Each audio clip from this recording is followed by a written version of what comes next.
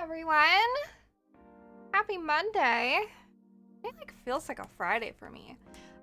Super interesting. Stream closed captions has finally appeared in chat, which I think is really interesting and great because it's a good reminder. I am going to switch this music. We're gonna move on to Pretzel because we're gonna be hanging out on this screen like all day. So, let's chill. Did we look at chill? Wait, hold on. View player. Come on.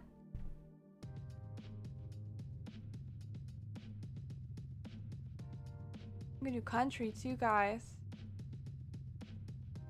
Chill. There we go.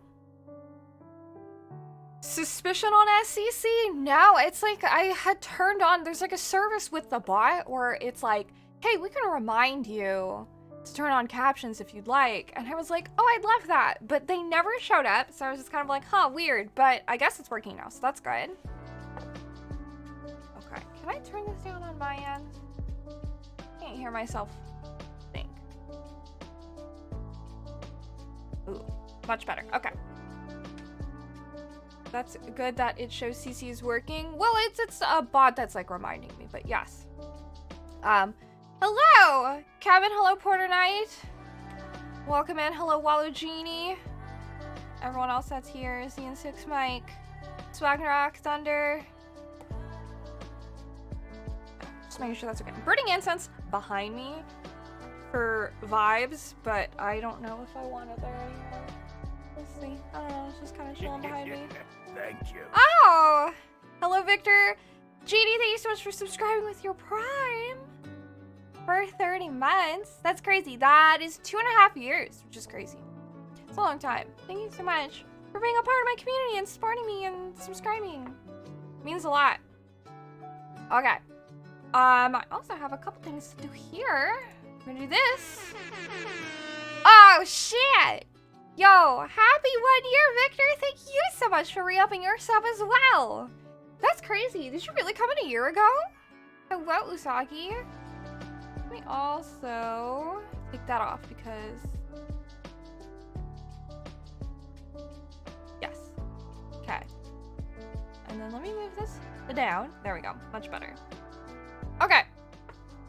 Hello, young Ezzy. I'm happy. I would say I'm happy.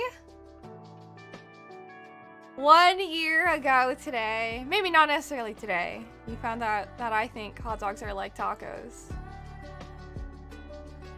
Hello, Bobik. Okay, I wrote myself a little list of things to keep myself on track.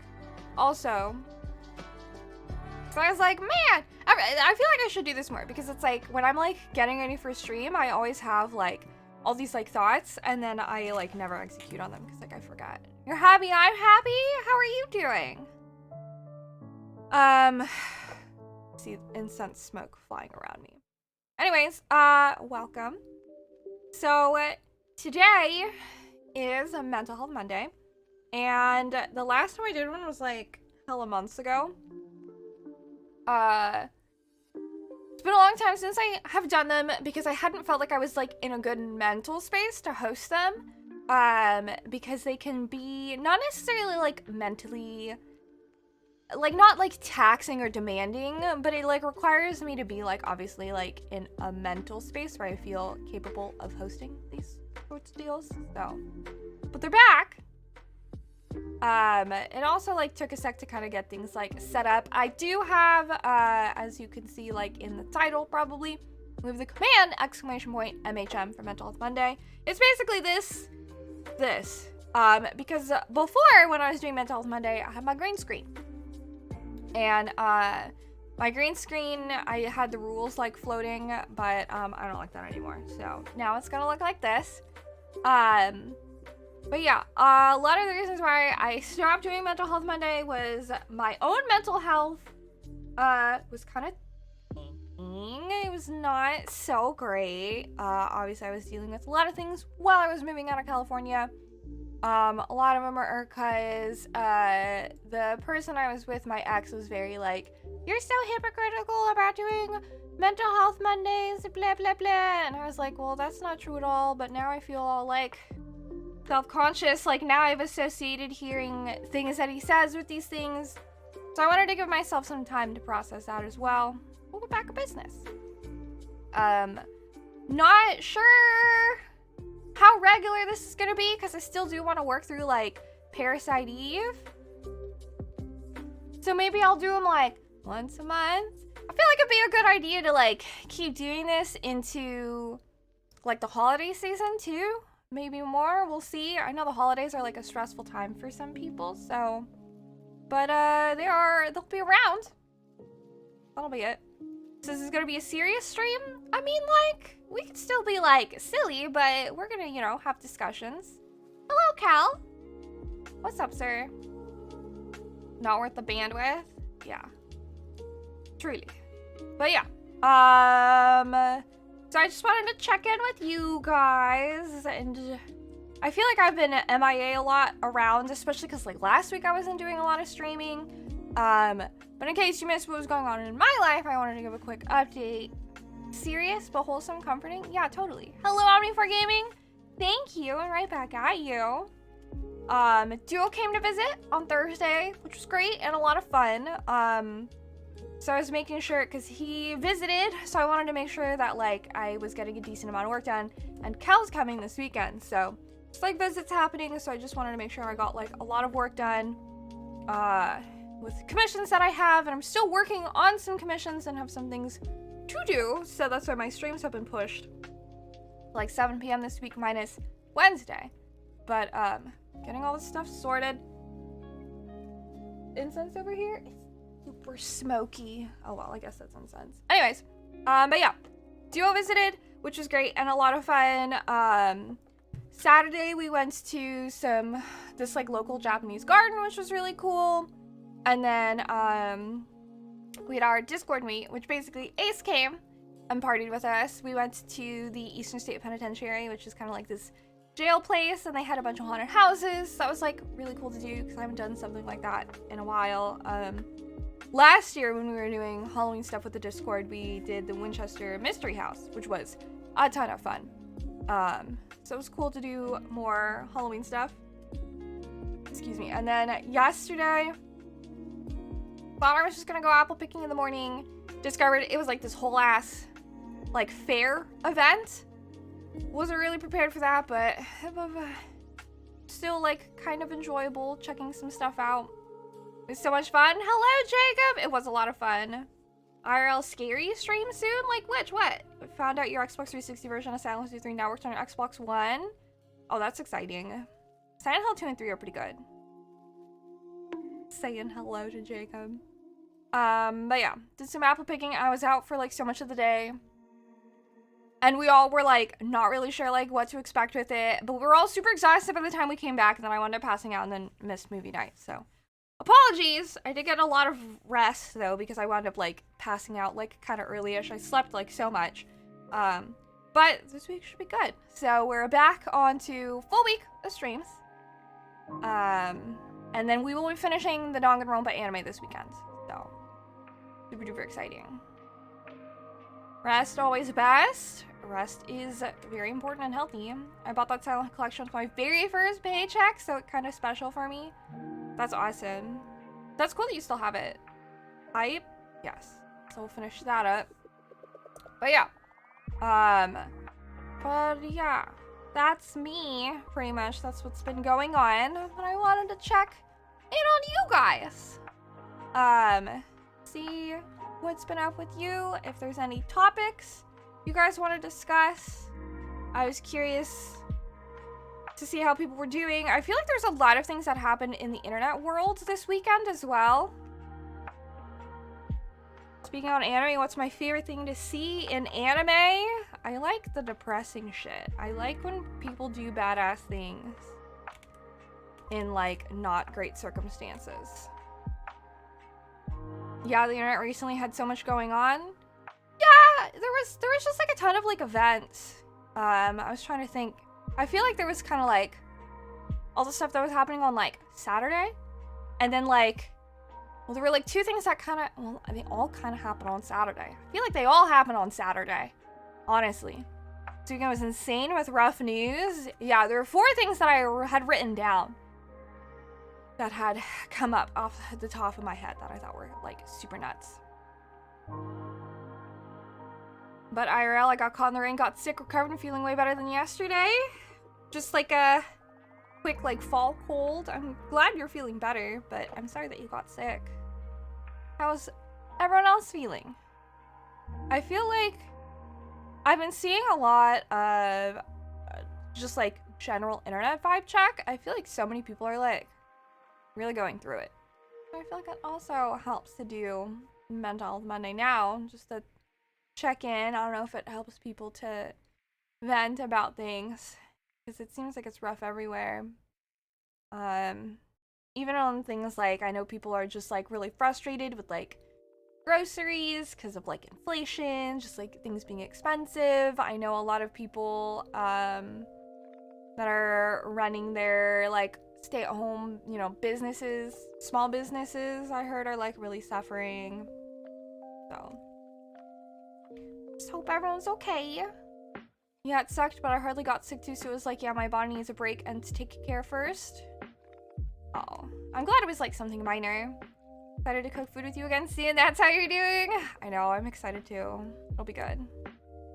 Finally feeling somewhat rested. Past week you felt like you were playing catch up with sleep. I feel like that's always hard when you feel like you're constantly kind of like in sleep debt and you just like really want to rest, but there's so much to do and you feel like you can't really rest. Every time you sleep, you're like, oh, thank God, but you wake up and you're like, oh, that's not enough, but I gotta get shit done. It's like a bad cycle.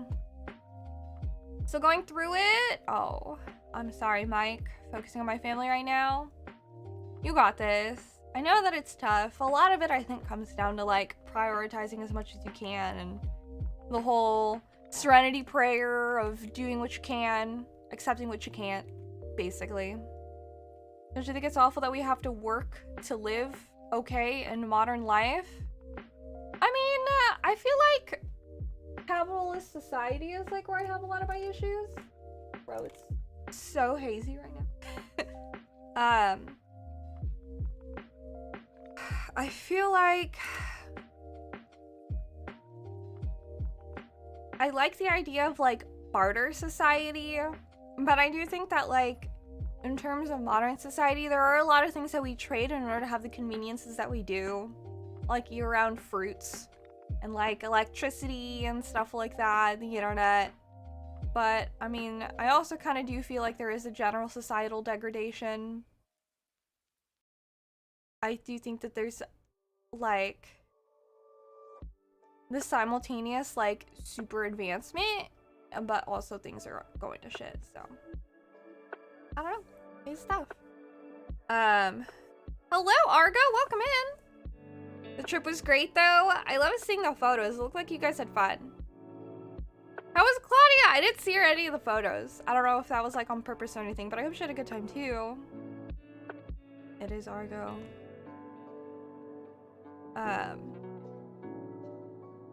But yeah, I don't know if everyone was paying attention to all the news and everything that was happening this weekend. I don't know if people had thoughts on it, if you want to discuss it. Because I feel like the top 4 things that I heard.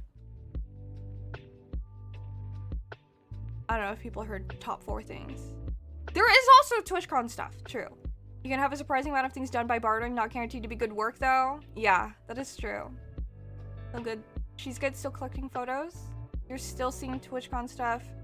I remember seeing the other day, I want to say yesterday, I was looking at the girl who had broken her spine. I was checking out her Twitter to see what she was doing. You'll post more? Okay, for sure. Forgot the TwitchCon thing was just last week. Yeah, I was actually talking with Argentum about that while we were driving back from the grocery store. That was super crazy. Have you guys seen anything that went on? Yes. I feel like so many people downplay a lot of what she does. Hydrate, I have my Sprite right in front of me.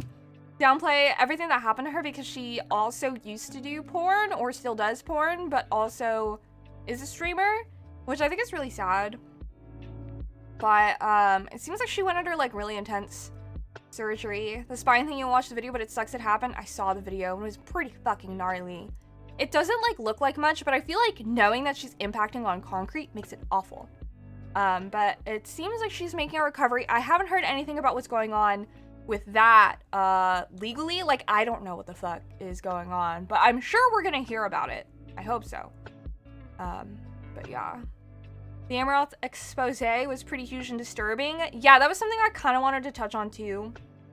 That I feel like is one of the biggest things that happened. All I want to say is I love Gina darling. I think talking about drama brings negativity even with good intentions. It depends on what you classify as drama, but I do think that these are all very important things to examine as well. Broken back, yeah, in 2 places, I think is nuts. That was crazy. I was reading about how insane her surgery was. It was pretty intense. Hello, Cloudy. Hello, Derpy. Hello, Ace. The way they weren't taking her cries for help seriously. Yeah. I feel like it was just like the biggest bummer about all of these like serious events happening were the amount of people that were downplaying a lot of these things that I think should have been taken more seriously or reacting in ways that I felt were very like... I try to look at these things more as like they tell you more about how people are and their general attitudes towards other people in general. But it's kind of depressing just seeing how shitty people can be to each other. Yeah, hi, welcome everyone. We're talking about recent events and just like mental health and stuff. So it's not gonna be like the most cheery of streams, of course. I have chill music going on. This is like upbeat, but yeah, I just wanted to check in. Why do I think this stuff gets downplayed? Because I think that people... I mean, there's a lot of reasons for it. I feel like generally speaking, I think a lot of this stuff gets downplayed because people don't... I mean, like, if you look at the common denominator on, like, a lot of these things, like Helena and Bayonetta 3, the situation with Caden at Rooster Teeth and the stuff with Amaranth, or, like, the stuff with the Twitch streamer, they all deal with women. That's a big common denominator. I think a lot of it is that. Where people don't want to think that's important, and then obviously you get 2 people that believe in completely different things, just fighting for their fucking life. Which is super important. But that's a very, broad and general statement. I think that a lot of it is just like, you know, there's also a lot of people that are very vocal about a lot of these things. I think a lot of people take things seriously. I think there's a lot of like white knighting. I don't know. I also think there's like a lot of like fighting over things where there doesn't necessarily need to be fighting over things. It's a mess. Very cheery song there. We're back to the foam pit debacle. We've touched on it. You missed Mental Health Monday. It's been months since I ran them, but I think that it's good to check in, you know? I was gonna do a check-in. Oh, yes. The Amaranth drama, I feel so bad for her. Hearing her tell her husband he used her body to form an empire was heartbreaking. Yeah, that was pretty nuts. I haven't been looking too much at the people who are being really shitty towards her. I haven't looked at like what they've said a lot. I've been mostly looking at people who are being more understanding, which is good. But I know that there's a lot of people out there that are downplaying the entire thing, which I think is really heartbreaking. I know that there's the like 4 tweets with the like clips of her VOD. I did some digging and I found the original VOD. So I saw exactly how it like came, how she like, because what I was confused on was like how she was able to have this conversation on stream. So I did some digging and I managed to find the VOD and like what exactly had happened. I don't know what's going on with that. I know that because she streams all the fucking time. I don't think she streamed yesterday. I saw on Twitter that she went live earlier today, like only a couple hours ago, but she wasn't on camera. So that's just like a whole bunch of stuff. But that's like a big thing. Definitely is. I'm not saying it's sexism, but wait, no, that's exactly what I'm saying. I do think that's a lot of it. I'm just asking about Mizkif. I don't know who Mizkif is or what's going on with that. Seems like I need a button at this party. That dude is a piece of shit. I heard there was a creepy guy that claims he was deaf, harassing women. for where? At what part? I think people don't want to conflict to get in the way of their enjoyment of things, which warps the perception of reality. I think I would agree with that. A lot of these situations also have a lot of misogynistic and anti-sex work, which is generally more anti-women anyway, undertones. I think that's a good way of putting it. I would also very much agree with that because the whole TwitchCon thing, like the chick is, or was, I don't really know exactly, worked with porn. Amarath has an OnlyFans. Yeah, for those two big things. So I feel like it's already like something that people have a hard time accepting baseline. And for these women to be wrapped up in these things, there's so much stigma against them already. So it's very unfortunate. Argo's killing it for now. Hello, Matt Choke, welcome in. That was during TwitchCon? I didn't hear about that at all. But that's nuts. That's unfortunate. Off topic, but your disclaimer is making me unlock my manga Sharingan. Do you want me to make it a little bit bigger? I don't know if it's like distracting. I also have it like if you do a command, but it's going the wrong direction. Oh, here, I'll make it go the right direction. Sorry.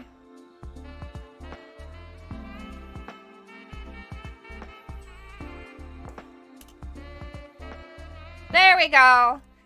Sorry about that, guys. Hello, Dyer, and welcome in. Apparently, Amarath's husband made her start up the OnlyFans.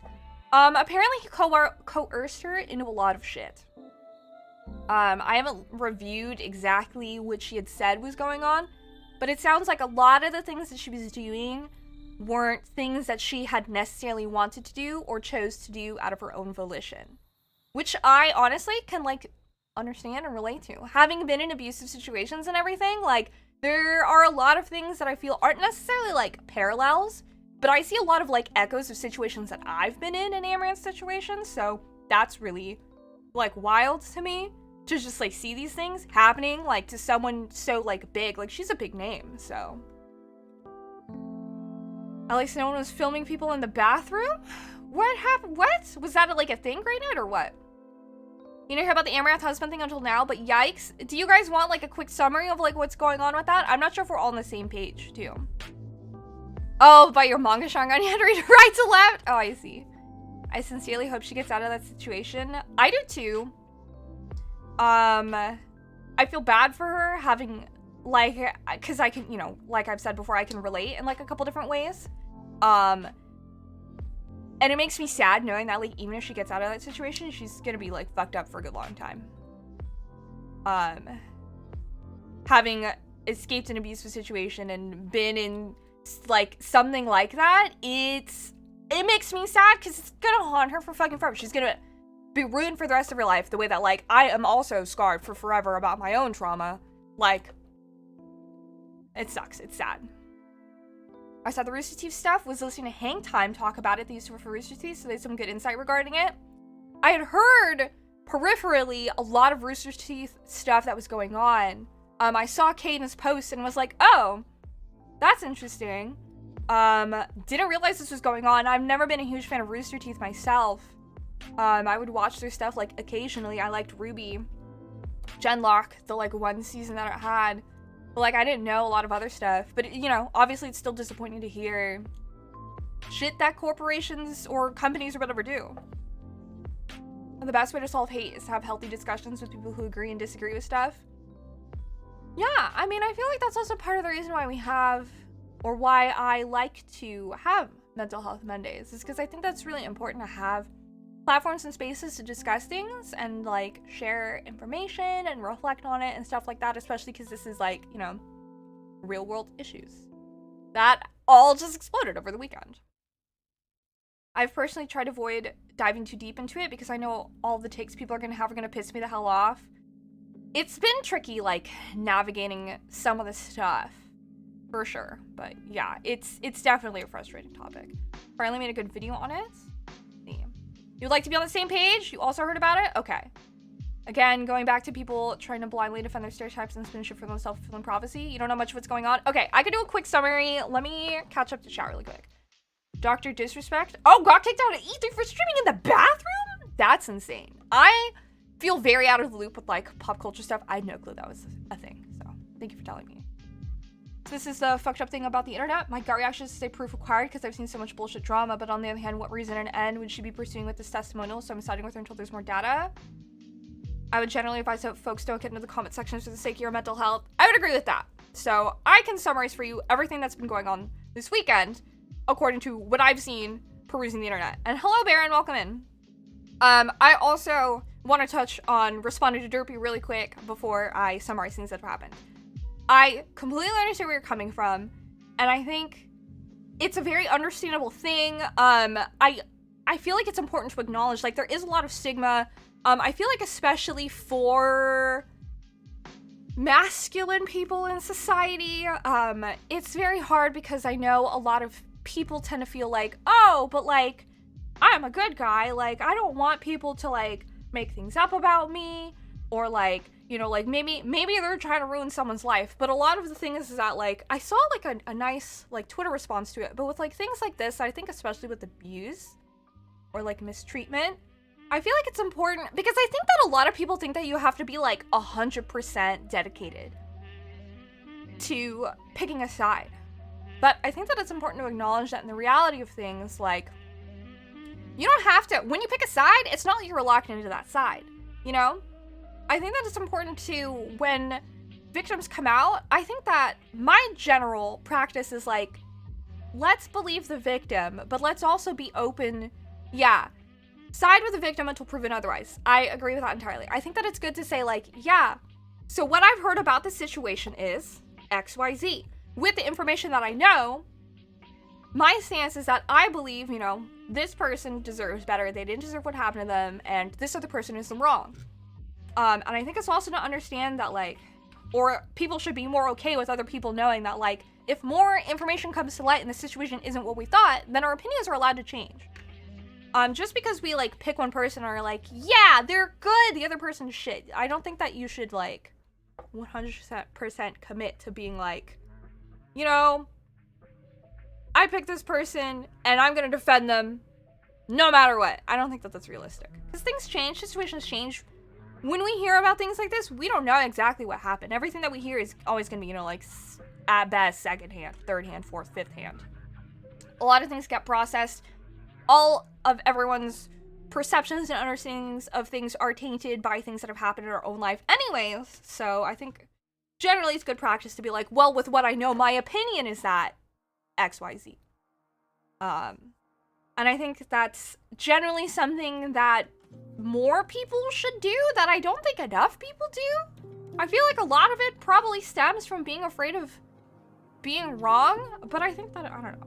I'm very like, you know, it's okay to be wrong. Like, if this is what you know and this is what you think, I think that you're allowed to have your opinion be this until the more information comes out that'll make you shift your opinion. But, yeah. Juicy Smollett helped ruin accountability? Who's that? Dude, that's the thing. People have such a hard time pivoting on the original stance. I agree. I think that's the crux of a lot of the issue, is that, like, people, A, have a hard time pivoting on their stance, or B, people don't let other people pivot on their stance. And I think that's a huge issue that I think a lot of people need to work on. Because I'm super like we're only human, we always make mistakes. I think that we should be allowed the grace of admitting, like, I didn't know these things at the time, but now with this new information, my opinion has changed. Like, it doesn't mean that you were wrong, you didn't know. And I feel like it's, like, messed up to fault someone for having an opinion on something that wasn't, like, morally good if they didn't have the proper information, you know? It's, like, a lot of, like, context-based, you know? I feel like you guys know what I'm talking about. I feel like that makes sense, but yeah. It's just, like, frustrating to me. General summary of Hang Time's opinion was the company grew business-wise, but in-office culture never did. I see. People also think they can't check themselves just because they aren't doing anything to the extent of a publicly known abuser. What do you mean? This gets projected when they see role models get accused of something. Going to defend drinking water until people unbalance their electrolytes, or even friends. Realize I hope she's in a safe place. Maybe we shouldn't have opinions immediately on things, but only after we get enough context. I mean, I feel like that's... I think that's like an idealistic take, Ezzy. I think realistically, as humans, we're always gonna have opinions on things. When we hear things one way or another, sometimes we won't, and I feel like it's also important to say, like, I mean, I don't have enough context in the situation to have an opinion either way, but I think a lot of the time, you know, usually if someone's explaining a situation to you, they have like a bias. And you're generally gonna follow along with their bias, but I think it's important to acknowledge, this is what I heard, and with this information, this is where I stand. Or, I don't really know enough about this situation to have an opinion, etc. You know, so. He's the black guy who hired men to beat him up to fake a hate crime? I had no clue that was a thing. I feel like there's, you know, there's always these, like, small situations that happen that just, like, fuck up accountability and things for everyone, and it just, like, sucks. But good and healthy to change your minds once new info is available. Agreed? Yes. Imagine being wrong about anything. I don't know that feeling. KW, random Twitter users. I know it's exhausting. Learning to admit you're wrong, and I think someone in Discord mentioned this, without throwing yourself under the bus and acknowledging that you were continuing to learn and change your views, big part of emotional maturity. I agree with that entirely. Steven's saying, I don't have enough context can be perceived as, I don't believe you, which is problematic for abuse victims, who I'm sure are already contending with plenty of doubt. That is true. I feel like saying, I don't have enough context, that's a fair point. I don't know. I feel like when it comes to abuse victims, I'm always gonna be... I mean, it's always like such a range. But I feel like, you know, I'm always like... I would rather believe you and be someone who's in your corner than let you go through this alone, is my general stance on it. But it's hard because it's like... The issue with a lot of abuse victims is the idea of, like, you have to present proof or no one's gonna believe you.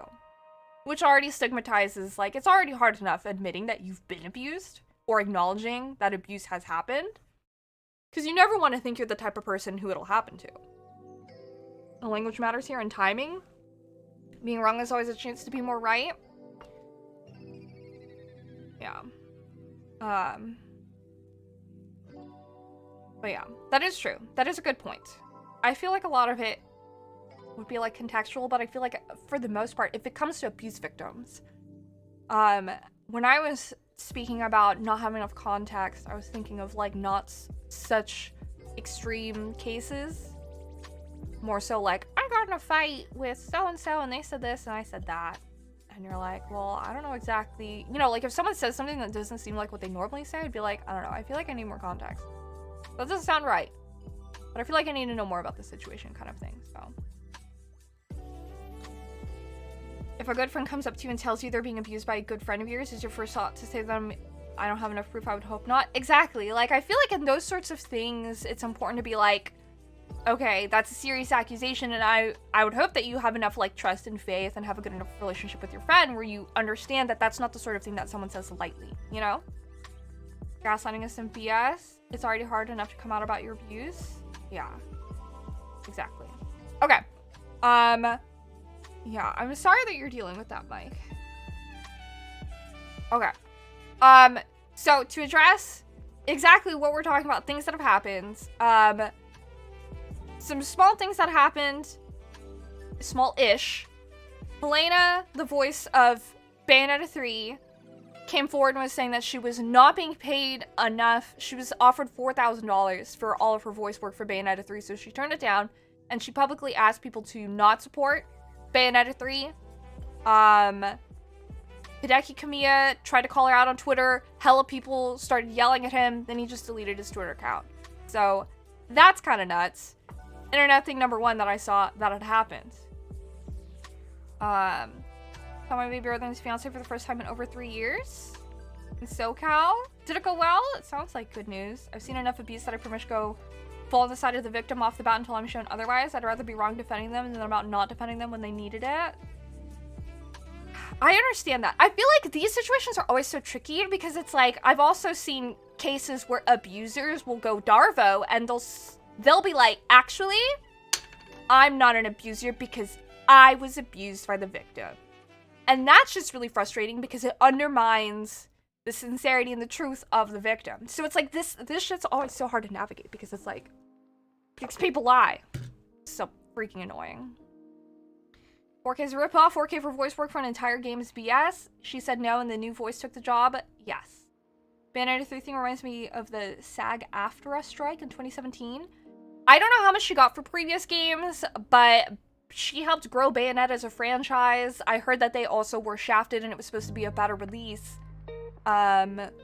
So they should be able to pay her more or better for all the work that she's done. But I know that there's generally been an issue with voice actors not being paid or recognized enough.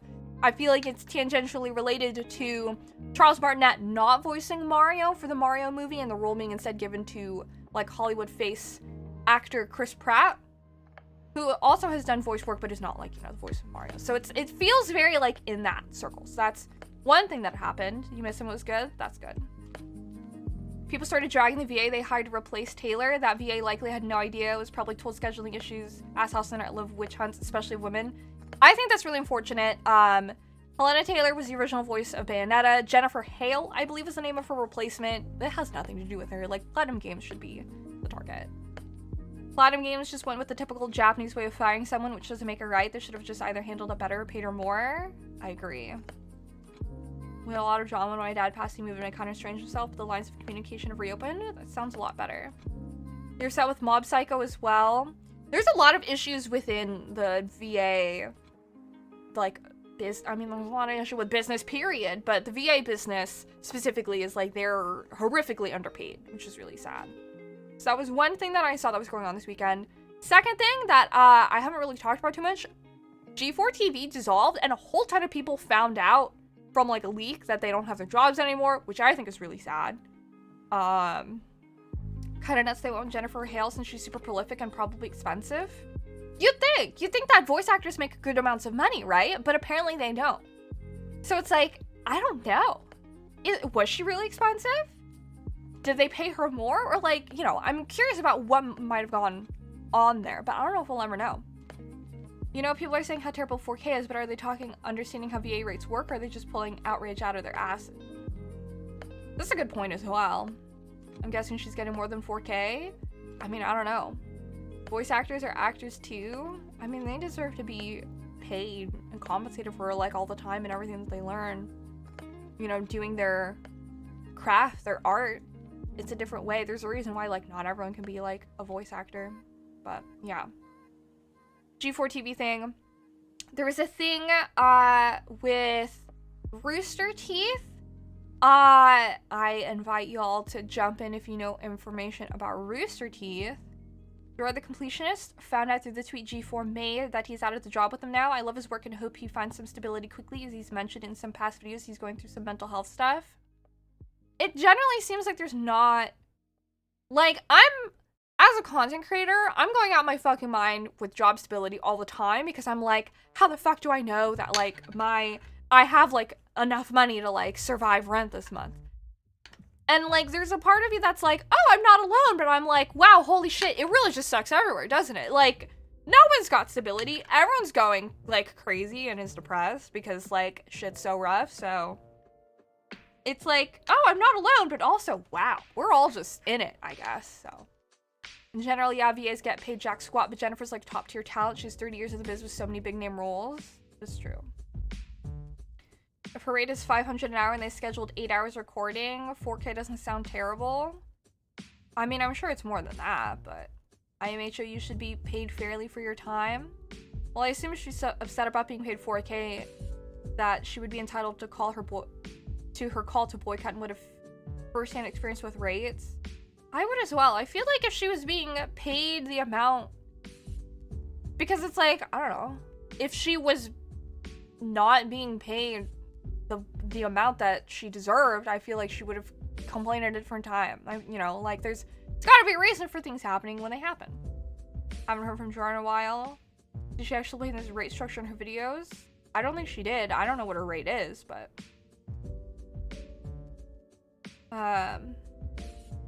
If someone said, hey, you want to record some lines between 20 minutes of work and it was 4K, that's one thing. But if we're acting and putting in hours, that's another story. I'd review the data on this if it's publicly available. I have no clue what, like, regular rates are, but for a gig like that, I feel like she should be paid more. Should be noted that while Platinum Games is making Bayonetta 3, the final decision was in all likelihood on Nintendo, since they're the ones that funded the title. This is not all in them, like I've been seeing a lot out there. That's interesting. I've been hearing a lot of how people were saying it's not Nintendo's fault, and it's Platinum Games' fault. So I think that's really interesting. I'm assuming she was paid much more for the previous games. I could try to look. Let me try to fact check this. Hello, Onizuka. How much was... Let's see if it's available. Greetings from Algeria. Hello.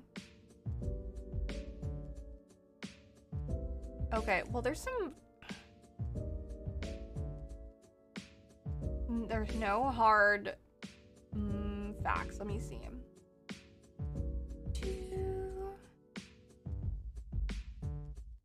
NDA.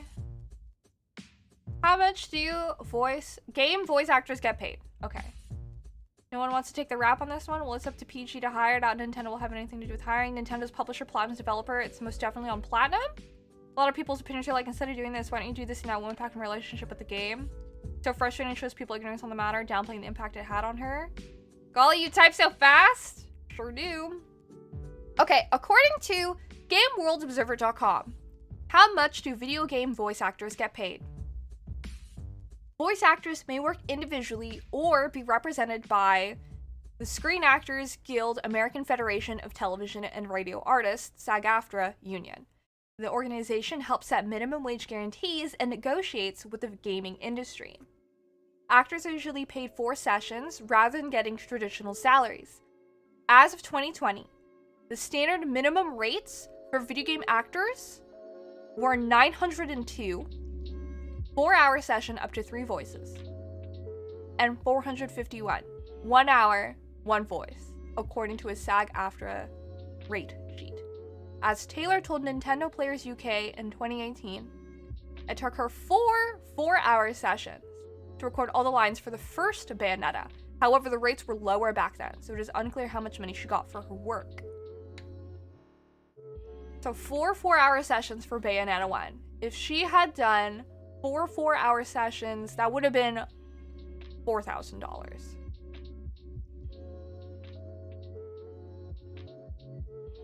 Theoretically. But we don't know what the costs were back then, rates. So she probably got underpaid, and that would have been at the first game. Catholic, thank you for the follow. Yeah, and that's minimum rates. Here's the dumb thing. VA Sean Chiplock posted how the royalties from the 2 off-screen lines he did for Detective Pikachu was paid him more than the actual full role in Breath of the Wild. I heard about that as well. G4 was a thing of its time, IMO. Once live streaming content creation really took off, how special is G4 really when the market is saturated? I mean, it was the original, so it's still sad, but... I think the impactful thing about G4 is that people did not find out directly from G4 that they were laid off. They had to find out through Twitter. So, should have gotten paid for the legacy alone. She's the OG voice. For the 3rd installment, yeah. And so, Michael Hollick, best known for voicing GTA 4's protagonist Nico Bellic, received $100,000 from Rockstar over the course of about 15 months. This sum included both voice acting and motion capture work. It is worth noting that Hollick was paid around $1,050 for each session, 50% more than the standard guild negotiated rate during his GTA 4 voiceover.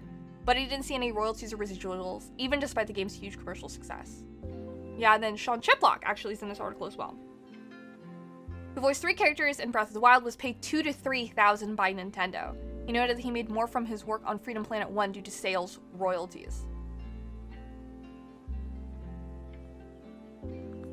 And celebrities and famous actors can get much more. According to Reuters, 1 star, I don't know who the fuck the star is, 1 star, was offered over $500K for a single recording session. So then you have that disparity as well, where, like, star actors and not voice actors automatically are, their minimum pitch is, like, 6 digits, so.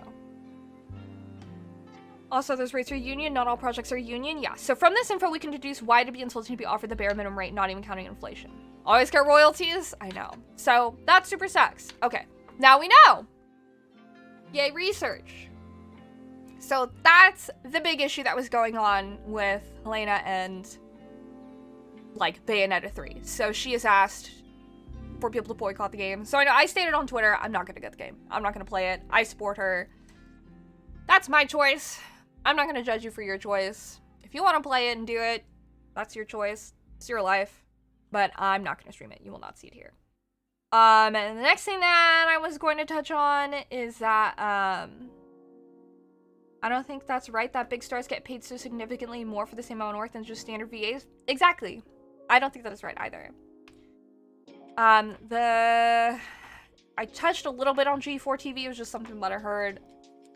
But that was like another thing that I heard that was going down where people were like, what the fuck? The third thing out of 4 is the Rooster Teeth thing. Let me see if there's like a summary article. I was excited. So, were they a Rooster Teeth director? Who's a good... I don't know where's a good source. We could go to Variety. There's Kotaku, but I kind of don't necessarily trust Kotaku. What has Rooster Teeth done? Yeah, it's okay. We're just like catching up and discussing life things. Okay.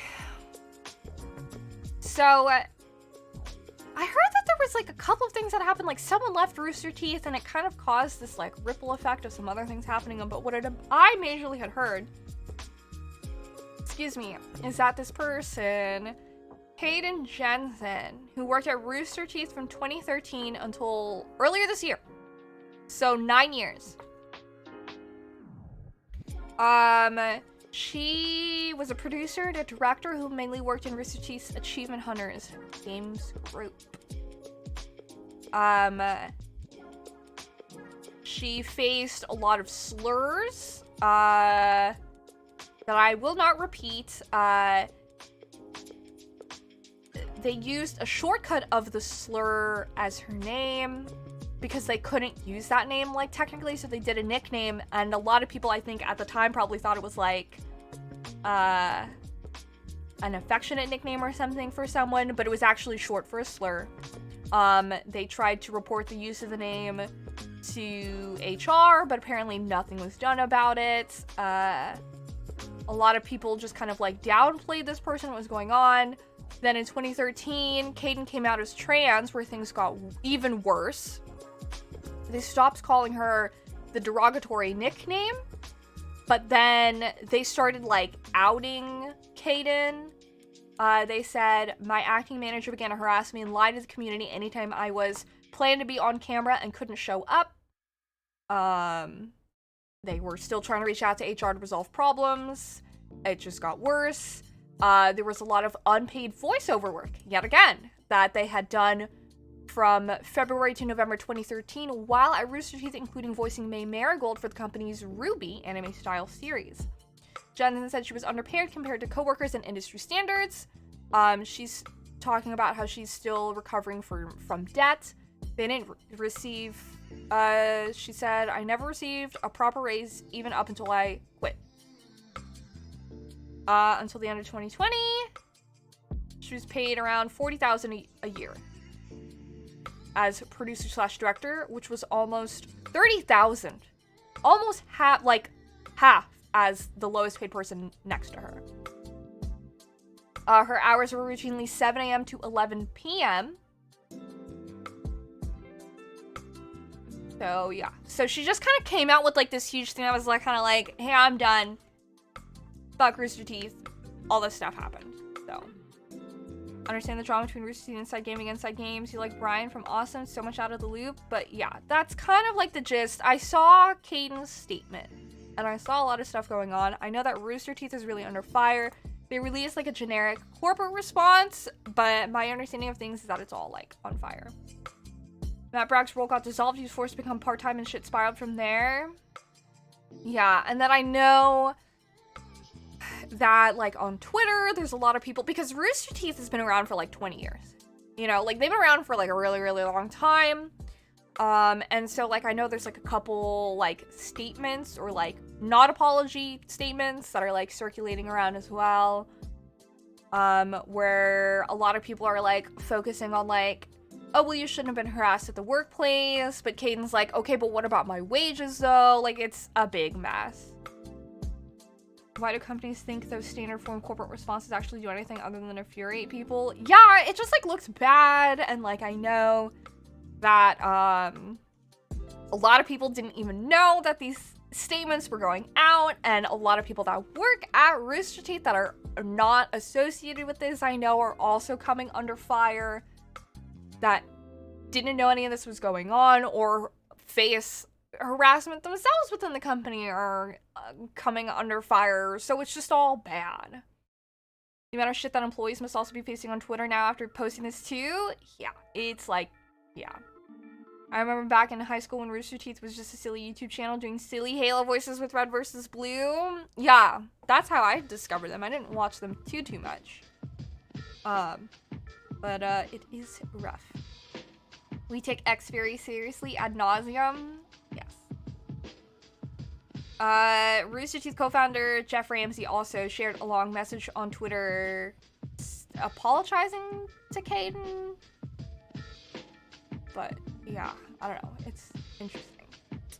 So I've been seeing a lot of that going on. I also follow like Mika Burton, who used to work at Rooster Teeth, just kind of being like, yeah, it sucks. So there's all of that. We're watching Rooster Teeth. Rooster Teeth have been doing a ton of shady undercutting and have disgusting practices afoot for quite a while. Like Mika Burton came back into the spotlight after coming out years ago about her harassment after Katie mentioned it as well. Yes. Yeah, this was just like a lot of stuff. And this is like, we haven't even touched on what the fuck is going on with Amaranth. But there was so much shit that came out this weekend, like kind of out of nowhere. I'm sorry, Thunder. That's rough. Did you know that that was coming? I do think that it is very brave of Mika to step forward after all the harassment that she'd faced in support of Caden. I feel like that's always the difficult thing when other people are abused under the same situation / you know, person influences that you are. If they step forward about it, if you too step forward, you are basically inviting more people to like commentate on things that you've gone through. Reopening wounds. I've retweeted some things about it. We did. Sorry for your loss though. That's rough. Like Hangtime mentioned, the company got bought 5 to 6 times in 10 years, made more money, got bigger and bigger, but their culture from the mid-2000s is doing the job solely because you're passionate about it was still there. This weekend has been unintentionally worse for a ton of people in situations. Yeah, I was telling Arjena, like, it's so crazy to me because it was like, you were here, Duo, and like, we were going out and having a good time, but it was like, every time I looked at my phone, it was just like on fire. The internet was like falling apart because so much shit was just like happening. People were crazy. You talked to your mom on her birthday on October. Yes, hello. Learned she was thinking Cayenne was gonna make it till the end of the month. Oh, I'm sorry, Thunder. Hopefully she's, you know, in a better place and not in pain. Hello, Lynn. Welcome in. Yeah, a lot. But yeah, so that's, I don't really know, like, the specifics. I don't know. I haven't really paid attention to Rooster Teeth. All I know is that a friend of mine works there, so. But, yeah, it's quite a time. Family hunting dog, a damn good one, too. Oh. You have her memories, at least, and hopefully she was able to live, like, a good, happy life with you guys. Hello to Perth. Oh, she came out here. Hello, Argentum! I think the people who think Amaranth's situation is phony is fucking nuts, bro. Dude. Yeah. So. For Amaranth's situation, I can sum it up for people who are out of the loop. You have a couple friends still working there as well, and I sincerely hope they can all find safe places to vacate to. Yeah, I was telling Argentum that it seems like Rooster Teeth is kind of like falling apart as a company, which is kind of nuts.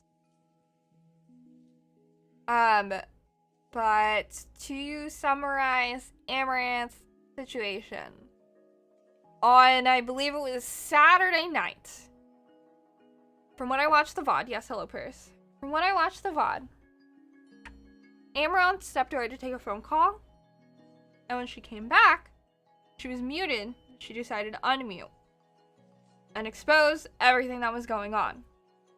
Hers. Okay, well, I'll just like sit back and explain to you guys. And basically, what I was able to piece together from what had happened is, I'm trying to think of the best way to describe this. She unmuted her phone, and she was having this conversation with this dude who was screaming at her and threatening her, and she later explained what was going on. And she was actually on the phone with her husband. So it turns out, all this time, Amaranth has had not just like a boyfriend or anything, but was married to someone. And not only was she married to someone, but this dude was basically pimping her out. He was super abusive, typical abusive behavior, apparently with like what she'd been recounting on like what's going on. But he has control over so many things for her. Like, he has like control over her bank accounts and everything. Her social media. Just been screaming at her and everything. And he'd been forcing her to do a lot of the things that she's been doing in order to make money. And the reason why she like come over and unmuted her microphone and just decided to say fuck it and basically set fire to like her career kind of. And I'm sure the thing is that like it must not, she like the amount of like power it must have taken her to know that like she was like, because what had happened was he threatened to kill her dogs. And what's interesting is, like, I just watched an Amaranth documentary, the Vice documentary that's on YouTube, which I would highly recommend. Because, like, I didn't know too much about Amaranth, but, like, Amaranth wants to open an animal sanctuary, according to this documentary on Vice. She loves animals. She was saying that she, like, had a pet dog that, like, died a good amount of years earlier than it should have due to, like, a disease, and she wasn't able to, like, save her dog, and it really fucked her up. And that really influenced her decision to want to open, like, an animal haven and to care for all of these animals. And what helps her, like, save up all this money is the idea of being able to, like, save these animals. Which is why she streams for, like, 12 plus hours, like, every day and does everything that she does. She lives a very isolated life because she's just streaming all the time, and if she's not streaming, she's making OnlyFans content. She gets like 5 hours of sleep a day, all sorts of crazy stuff. And then for this to come out is like nuts because it's actually just that her husband's just been working her to the bone and abusing her. So super sad. But yeah, a lot of people have really awful takes about the situation, which super sucks. But I guess she just like snapped and decided, because of what he said, she didn't want to deal with that anymore, and then came over to the stream, unmuted her microphone, had the conversation with him on stream so that people could hear what the fuck he was saying, which was really smart, and then filled in chat on what was going on. But people have been doing like wellness checks on her, and apparently she's like okay. I'd mentioned earlier that she streamed for like a second but wasn't on camera, so there's like, this is like still stuff that's going on, so nobody really knows, but it was definitely something that reminded me a lot of like situations I'd been in. So absolutely terrifying. It's, and like I mentioned earlier, really bizarre seeing echoes of situations that I've been through in like what's happening to her.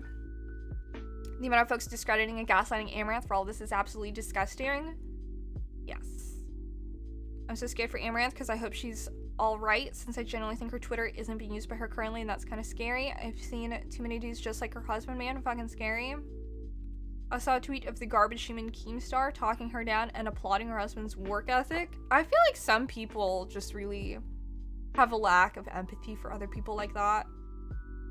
And because there's no way you can, I feel like, approach other people in that manner unless you don't think of them like as human. It's just too cruel.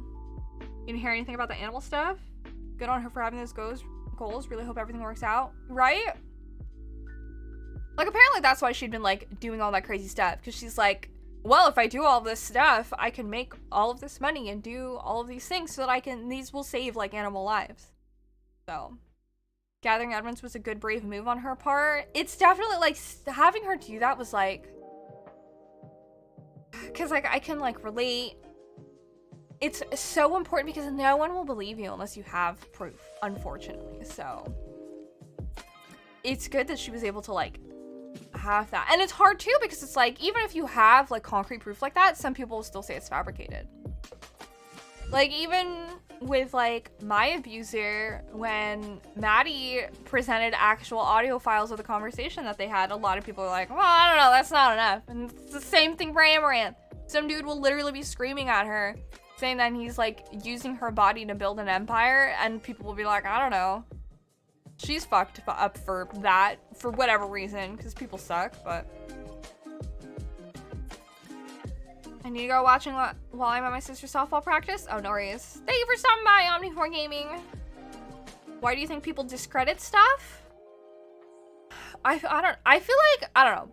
I mean, everyone has their own reasons. I think that probably a large blanket general reason tends to be that people don't want to confront things with how they relate to themselves. I've definitely had situations where, like, when I was abused, people didn't want to acknowledge that I was being abused because they recognized that things that were happening to me happened to them too, and if they acknowledged that I was abused, they'd have to admit that they were abused. They weren't ready to face that, and they would rather invalidate me and my experiences than come to terms with what had happened to them. Like, it's really complex. Everyone has their own reasons, but I think that that's a pretty big general reason that happens for a lot of people. Hello, and I go. We are back. She streamed it because she gathered evidence before and he destroyed all of it. Oh, really? Where did you hear that? That's really smart of her, honestly. I'm so glad I blocked everything related to Keemstar because it just gets me mad. She's indeed a very strong woman. I hope she can grasp her peace far away from the garbage man who married her. I really hope Amaranth was serious about becoming single and leaving that dude. She needs him out of her life. I'm hoping Amaranth is alright since this afternoon I saw the tweet where the cops were called. Yeah, I have no idea. You liked her ASMR stuff she would do on Twitch? I think because there have been cases of people who cried wolf, which kind of ruined it for others, if that makes sense. Yeah, I understand that. And I understand how that's, like, a concern, but I think that, like, that's a very, like... No offense, of course. I think that's a very, like, shallow way of looking at that. Like, yeah, there have been cases of people who cried wolf, but, like... I think a lot of it is because, like, people are afraid that they're gonna be perceived that they do something wrong. I don't know. I have a very, like, flippant, like, I mean, if you didn't do anything wrong and you're not the type of person that would, then, like, theoretically, you know, the right people would believe you, which isn't, like, the most, like, ideal because people suck, but it's, like, I don't think that enough people have cried, like, I think that if you look at it in, like, a proportionate way, the amount of people who cried wolf and the amount of people that are being legitimate, way more people are legitimate and don't get taken seriously than people are who have cried wolf. Like, so that's why I always say it's always easier. I don't think the vast majority of it is that people are like, I don't know, you could be lying, because I think that's a really shitty way to approach other people. So Moist Critical mentioned it in his video. Okay, interesting. I haven't been watching other people's, like, videos with this situation, so that's crazy. I honestly just felt the opposite. People don't want to change their status quo and turn the other cheek is fine, but not if you're hurting the voices of those that need to be heard. Caused me to see signs and triggers in myself. Even if there are cases of people crying wolf, we should still believe victims until proven otherwise, especially when we're seeing this shit happening. I agree. And that circles back to, like, what I was saying earlier too. Like, it costs nothing to, like, believe someone. Like, this is, like, what I mean about, like, I think that it's important, like, you don't have to necessarily 100% commit yourself to a cause. Like, if someone says, like, hey, this person's been, like, mistreating me and is doing all these things, it's always safer to believe them because they're, like, if you examine that interaction, that person is being vulnerable and admitting something and they're asking you for help. Baseline. And I think that as, you know, from human being to human being, I want to believe that, you know, believing in the best in each other means that you're gonna believe the truth. That they're telling you the truth, that you can trust them, that if they're coming to you with this information, you know, if they're like a good friend, then I think that it's important that you should like believe them. But the thing is that doesn't necessarily mean you have to like antagonize. Like if it's between like two good friends where like good friend A is being abused by good friend B and they come to you, good friend C, for help, that doesn't necessarily mean you should completely agree with good friend A and cut off good friend B. Unless, you know, like it depends on the case, but like generally speaking, like I think it's important to say like, I believe you, like guide me through what's going on and let me like help you get to the bottom of this. People treat abuse victim stories like it's a telemarketing scam. Yeah, and like, you know, like just because you hear that someone's, you know, like, and I feel like a lot of it's just kind of like the idea of like cancel culture. It really makes me think of like, you know, very French Revolution. Everyone loves to gather around and watch someone get their head hacked off at the guillotine square. Like people love the sensationalism of it. And I think that the easy thing to do for ourselves individually is to just not fucking buy into that hype. Like just because everyone's like jumping on like witch hunting someone and like gossiping about them or whatever doesn't mean that you necessarily like have to as well. It's, you know, like you could just kind of be like, wow, that seems like really unfortunate. I hope that like, cause it's like, it's the sort of thing I feel where it's like, I mean, like, I'm never gonna know Amaranth in real life. I'm not gonna know her husband, but I'm gonna be like, you know, here I am being like, damn, that super fucking sucks. I can relate with what's been going on in my own situations. And, you know, like, I hope to see that like her abuser gets what's coming to him. I don't know what the fuck is going to happen, but like, I have no, you know, like, I can just talk about it, discuss it with you guys. We can see how it impacts, like, our own lives, examine our own stances. But, like, me talking shit to strangers who also have nothing to do with Amaranth isn't going to do anything in my own life. Unless you're addicted to the emotional cycle of drama, you know. And that's another thing I think that should be important to examine in our own selves. In Amaranth's case, revealing she has a husband would be more detrimental to career than beneficial, so there's no reason for her to lie. I think that's an important thing too. Like, there's literally no reason for someone like her to reveal something like that. Like, why would she do that? Clearly, she's facing so much shit from people that don't want to believe her. She already knows and feels like how isolated she is. Doing this, I'm sure she was completely aware. Like, why would she reveal? There's no way that she thinks that she would get, like if this is, like, for money or something. Like, some people say it's, like, for attention, which is, like, such bullshit. But it's, like, why would you want attention in that way, you know? She's already, like, I don't know. So it's goofy to me. It's, like, of course. Hello, fond memories, welcome in. Like Seth mentioned before, it's perfectly reasonable to leave in one side and then change for more information transforms the situation. It's better to stand with those who take the time to speak up about abuse and stand against it than otherwise. Yes, and I also wanted to add to that it's important to realize how this impacts you, like, in your own worlds too. Like, it's really easy to spectate celebrities and make comments about their lives, but I think it's also important to recognize how it affects you and the people around you. Like, if you sit there and you're like, wow, I think Amaranth is doing that for attention, I don't believe her, you know, there's so many people that, like, fake it. You're telling anyone you tell that to, all your friends, wherever you make the statement, people in your life know that if some shit happened to them, they could never fucking trust you because you will not believe them. If you're like that to, like, some stranger on the internet, you know, it's like, why would they risk? They know that you're not already not, like, sympathetic to the cause. So if some shit happened to them, they don't fucking trust you. Why would they? You've given them no reason to. You know, it's the sort of thing where it's like, if you can't have sympathy for people like that, like, it like, that's ultimately, like, I think, like, what people fail to realize is how these things, like, reflect on yourself in your own individual lives. While you're, like, spectating celebrities far away, it says more about, like, who you are as a person to the people around you. And if you care about those people, like, you should realize the impact of your actions. Time for your therapy. Okay, thank you for lurking, Usagi. Hello, fond memories. Oh, we are talking about something serious. Today's Mental Health Monday. We're talking about serious stuff. So based on this, we should always take a side.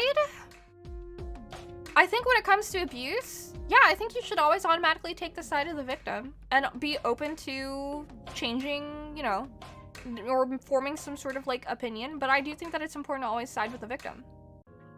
And I think that it's important to also recognize that, like, you don't have to commit yourself to that side for life. Like, if it does turn out to be that very rare situation where they are crying wolf, then I think it's important to be like, okay, well, I was wrong. What's wrong with being wrong? If you didn't, like, you know, like, I think that it's more, like, as long as you're not, like, bullying yourself or joining in any sort of, like, abuse, but, like, wouldn't it be better to, like, side with who you thought, if they weren't actually the victim and it turns out that they lied, like, that you gave them the benefit of the doubt? I don't know. I think that that's, like, supporting them and being wrong is, like, better than leaving them alone for the abuser to isolate them and make them, you know, feel crazy. This is a great circle back to March 1.2. She's literally nothing to gain from this. Yeah. The only thing she has to gain is her own peace, which she deserves. Exactly that. You push those away from you by proving you have no empathy. I think people underestimate how they treat people in the media impacts how they treat others IRL, but hey, maybe it already shows in their own lives. Yeah. Giving victims the benefit of the doubt. Yes. Someone mentioned therapy. You finished around therapy a few weeks ago, and I've improved a lot since I started going. That's good. Like, I think being able to share stuff, think about things, and form opinions while online has made me a better conversationalist and communicator IRL. Yes. I would agree with that. I feel like it's definitely very, like, there's a lot of, like, shitty things on the internet, but I think a lot of it is just kind of, like, how you take it to and how you're able to process it in your own life is important too. But I also do think that it's important to have the right people around you as well to help facilitate those things. Not gonna lie, I cried seeing my queen Amaranth fucked up like that, bro. Honestly, the video is, like, really, like, it can be really triggering. There's so much heavy shit that happens in it. It's not an easy video to watch. It was also watching the video, it was a very trippy experience because the way that he talks is, like, I was, like, sitting and, like, listening to the way he was talking, and for me it was, like, so weird because I was like, my abuser would speak like that. The way I don't know, it was so weird just seeing it happen and seeing it happen to someone else, the way that, because my abuser would do the same thing, where he'd, like, be yelling at you in such this, like, angry, authoritative voice, and he'd talk you in circles until you don't even know what the fuck the conversation is, but somehow it's your fault for not understanding, and, like, you don't even know what's going on, but you just know that you're wrong, but you don't know what you're wrong about, and they're like, it's gaslighting, basically. It's nuts. Yeah. I feel like it's a very powerful and important video because of how clearly it demonstrates abuse in action, but I think that it's also hard because it's like people who don't quite get it are gonna be like, I don't understand the point of this. Like, they don't understand, like, the mental state that is supplemented by, like, because you don't just, this doesn't just happen to, like, like, this is the end of, like, or the part of, like, a process. This is, you know, like, she'd been married to the guy, like, what, like, 7 years? Like, this is, like, people who have been in this for a long-ass fucking time, too, so it is nuts. Hello, Theory, welcome in, as well. Victims deserve the benefit of the doubt for sure. Abusers and liars just deserve that they be held accountable. Yes. I agree. I typically try not to dive into internet drama for my own mental health, but I'm gonna make an exception about this. Yeah, it's tough stuff, but I think that it's also really important. I know that, I mean, like, for me, it's like, it resonates a lot with me as someone who's gone through, like, very similar abuse. So I think it's really interesting, like, seeing this out on the internet and the way that people respond to it. So I hear that happened to you and others. I appreciate the sentiment. It unfortunately has. And, you know, I'm not the only one. There's so many other people where this happens to. And it's the sort of thing where it's like, for me, I mean, I feel like Amaranth in ways is like lucky that she herself is like the face of like her platform and she's so big. But I don't know how much that actually like really helps her, because I know like for me, I was like a smaller person than my abuser, so it's like I felt at the mercy of whatever my abuser wanted to say about me online would be like what people took, because he just like automatically had like a bigger platform. So Amaranth already has like her big platform, which I think is like good for her, but the issue is that like her platform's not only hers since he has access to it. So do you think it's as dangerous as a narcissist in desperation? Oh yeah. The way that they behave is just like bonkers.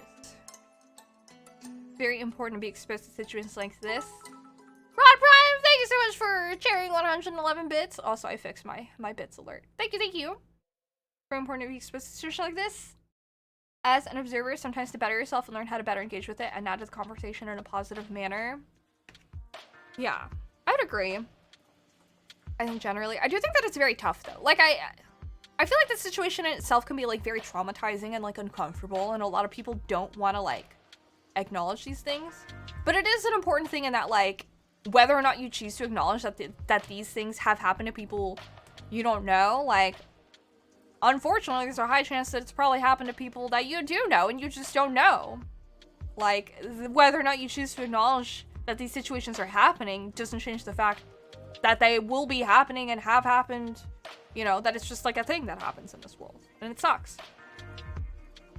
Very important. A lot of people have these harmful dismissive takes because of lack of exposure to the harsh realities. Yeah.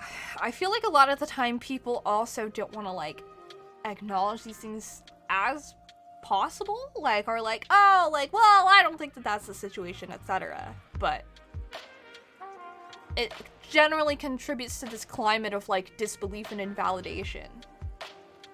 And I think that it also helps perpetuate things for victims as well, because the victims then like don't want to believe that these things happen to them. Thank you for stopping by, young Ezzy. Sleep well. So it's hard because it's like these discussions are so tricky, but I think that, you know, they're also the important, difficult conversations to have.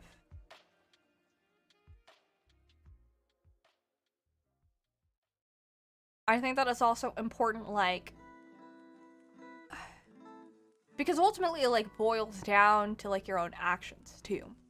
Like I think it's important to like discuss and recognize, and it's ultimately also up to us as individuals to follow through with our beliefs as well. Because something that I actually have a lot of beef with in this situation too, that makes me kind of pissed, like the real thing that makes me pissed, it isn't like the hate, that's always gonna be there, I feel. As like as someone who has like survived abuse, there's always gonna be fucking naysayers that are gonna invalidate your shit. The shit that bothers me is the amount of people that will come up and be like, oh my god, I'm totally on your side and abuse is bad. But then when it comes down to actually doing something about it, they're like uncomfortable with it. You know, the people that like say they're against shit but don't actually do anything about it, I think for me are far worse. Because they're lying to seem good, to seem morally right, you know.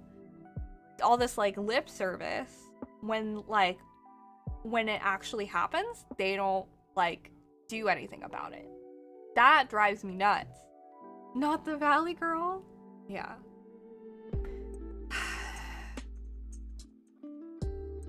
That's what gets me the most, I feel. For me personally, in like the Amaranth situation. Because she's so big. And there's a ton of people that will be like, oh my gosh, I hope she's safe.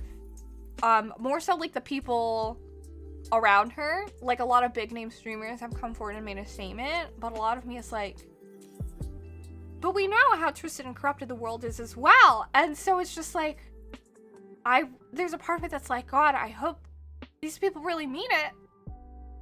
But there's always this part of me that's always going to be like, but how many of these people really mean that, or are just saying it because it's the current internet, you know, controversy that's happening right now? How many of these people will actually protect these people? How many of these people are saying this shit just to look good? That's what breaks my heart. And I don't mean to be like cynical, but it's just like I experienced it too much in my own life. Or in my own life situation.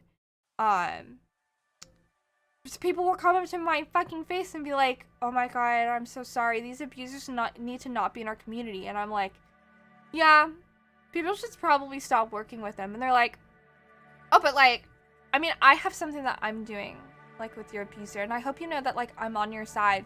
This shit doesn't fucking... How the fuck does that... I don't know. So, for me, it's just like, I don't know.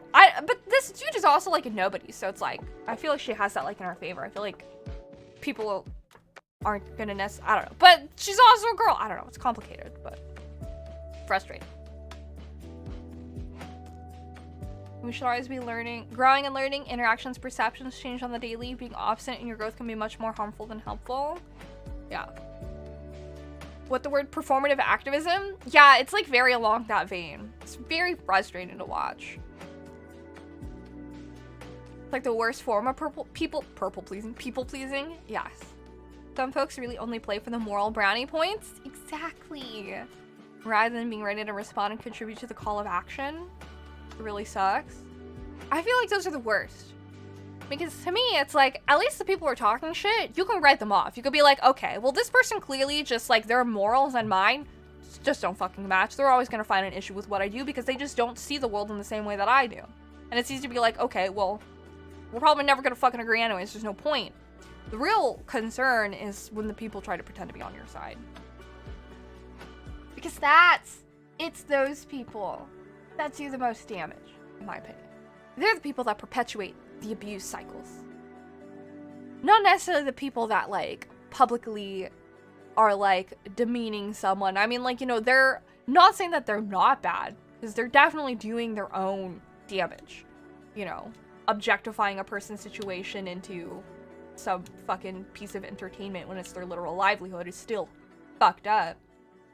But at least they're being upfront and honest about their shitty stance than, like, other people that will pretend to have a safe space and then allow abuse to be perpetuated. So, to me, anyways. My opinion on it, my take. Unless you're in some forced contract that you can't get out, it's just an excuse to look nice but not actually care enough. Yeah. That's also another added, like, tricky layer, I feel, is, like, forced contracts or, like, NDAs make things tricky when you go back to, like, corporate company situations where people have, like, fucked up and done problematic things where you can't, you know, you can't necessarily say, like, hey, me as, like, an individual, this is my stance on it if you're, like, contracted to a company where you're like, well, I can't, like, legally make my personal feelings public because it's to the detriment of the company or something, you know, so. They're not nuts and bolts. Yeah, I really think that those people are the real, like, it's kind of like a bystander effect, where it's like, you know, the people that stand there and let these things happen are, like, perpetuate death more. Because they're just, like, not actually doing anything about it. Okay, I'm gonna be really quick to run to the bathroom. So, give me 1 second, guys.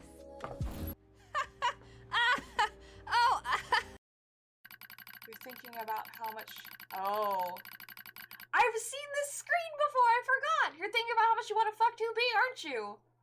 Oh my gosh. I forgot that was like a thing! Reality stained by lies. These streams. So can anyone explain how Red is a furry? Red is not a furry! Only the people, yeah, his fans are furries. Red himself is not. Hello! The Naki fans called out. Shar is just admitting she is a furry. Red is not. You're dying? Yeah, he just exists. Red is an animal, but the fans are furries. It's like cats aren't furries. I know, isn't she so, like, needy? She's just like, meh, Mom! I can't. You did exactly what I feared! That's the only one I can see, is like over there. I will take a look at the options in a second. That's not a real cloud!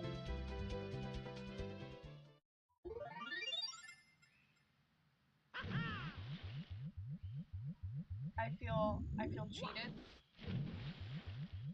I feel scammed. I would like a refund, please. What the? Happy Thanksgiving, guys! We're gonna play some Near and Cry together. Anonymous generously tipped $25. That's how you do. Thank you, pizza. Om nom nom nom nom.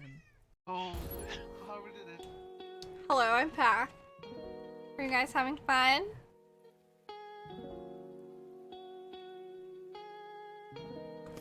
What clips we're playing?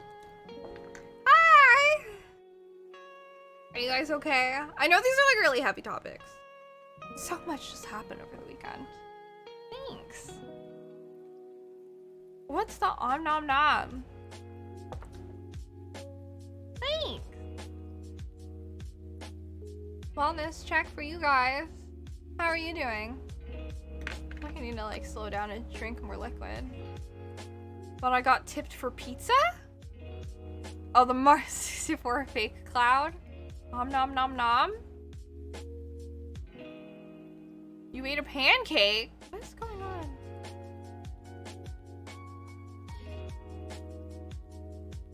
The only thing in the fridge? You're doing fantastic? Yeah? Did you get a recharge after a fun weekend? A blessed meal. Took so much stress off of you? That's good. Took some painkillers that kicked in. Your head is no longer aching. Nice. I'm glad. Headaches suck. Mental slump for like the last 3 months? The little foot map.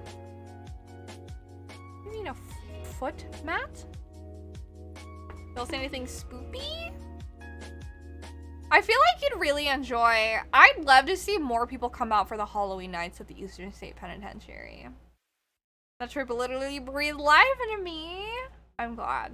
Come back soon. I live here now, so I'll pick you up from the airport anytime. School, keyboard commission, lots of Yakuza sums up your weekend. Pretty good. We are, you know, past the halfway point of October. So I guess we're kind of like the halfway point through fall. It's kind of nuts.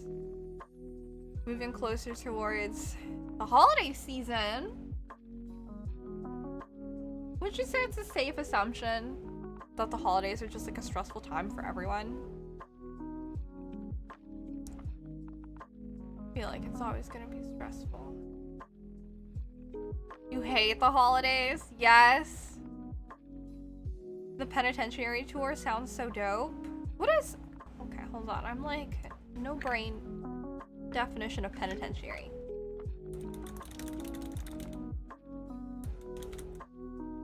A prison for people convicted of serious crimes. Okay, for some reason, I thought it was an asylum, but it's a prison. Halloween nights at a prison. It was very cool. They just kind of like, you know, made haunted house walkthroughs. My favorite part about it is like that you would wear like a, we didn't do it, but you could wear a necklace and they could like grab you or like push you down a different path to separate you from your group. So it was very cool. I feel like a lot of people would enjoy that. It was very entertaining for me because I love going to these things and hearing people scream and freak out. I think that it is very amusing. So, it's a good time.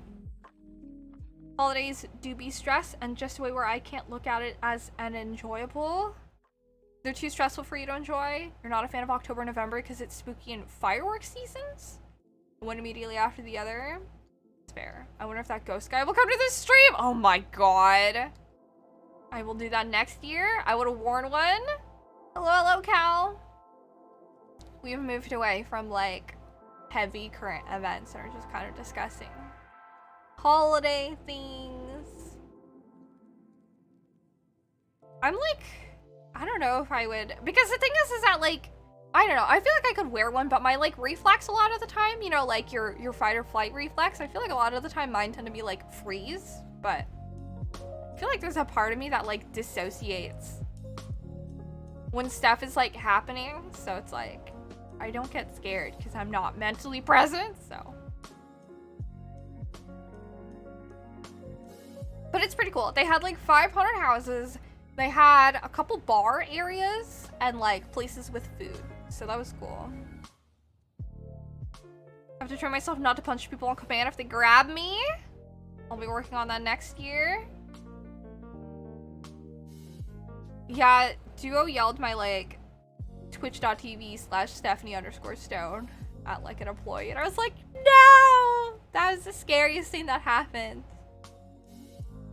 High school, someone tried to scare you around a corner and you punched him? Oh my god. I know. But yeah, so like, you know, if any of y'all want to plan to come to Philadelphia next year for the Halloween season, cool stuff happens. Teacher just laughed her ass off. Listen, it's very much like kid around the corner is fucking around, and here you are walking up for them to find out, so. Duo with the casual plug. I know. I was like, no! Here. I did it for the cult. My best friend and I do that in our con event, June, like in June. I know Duo was out here just like casually plugging me. She was like, you got what you deserved? I love that though. Sometimes, if people do dumb shit, who am I to judge the consequences of your actions? You know, like, I was even wrapping the Sun Cult sweater. Yeah, I appreciate it. Duo, next time you take the lead. Ace was being a champ walking in front.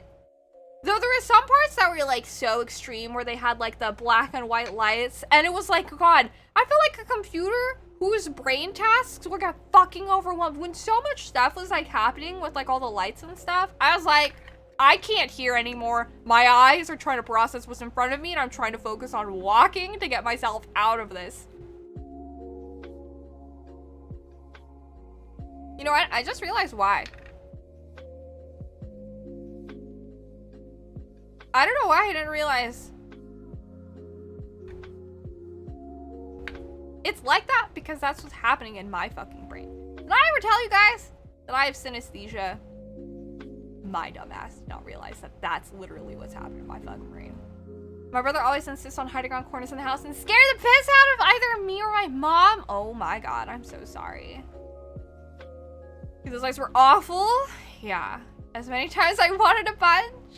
Now I know what the monsters in Monster Hunter feel like when they get hit with a flash bomb. Dead ass. You have the same thing? I have what? Synesthesia. Yeah. I have motion sound synesthesia. So when synesthesia is a medical, not necessarily like condition, but kind of condition. It's a thing where, because, okay. My information's a little outdated because I haven't looked at anything on it recently, but I'd done a report about it in high school. So it's like 10-year-old information. But from what I know about it is synesthesia is just a condition where like as you grow up, sometimes, because you start with like all your neurons and stuff and then they get pruned in your brain, right? As you grow older, the connections that you use the most stay and the ones that you don't fall away.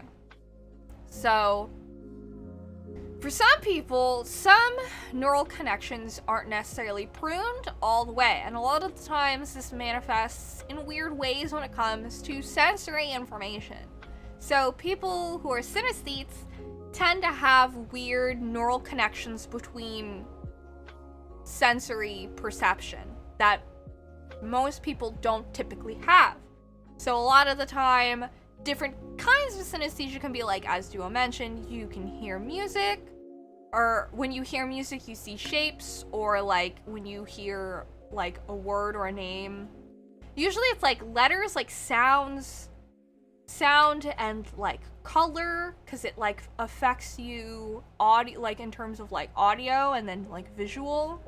Or sometimes like sounds have tastes, etc. So, like if someone says basketball, you see the color yellow in your head, or hearing a certain person's voice and you imagine a color, you have that one. Without manually thinking about it, yes.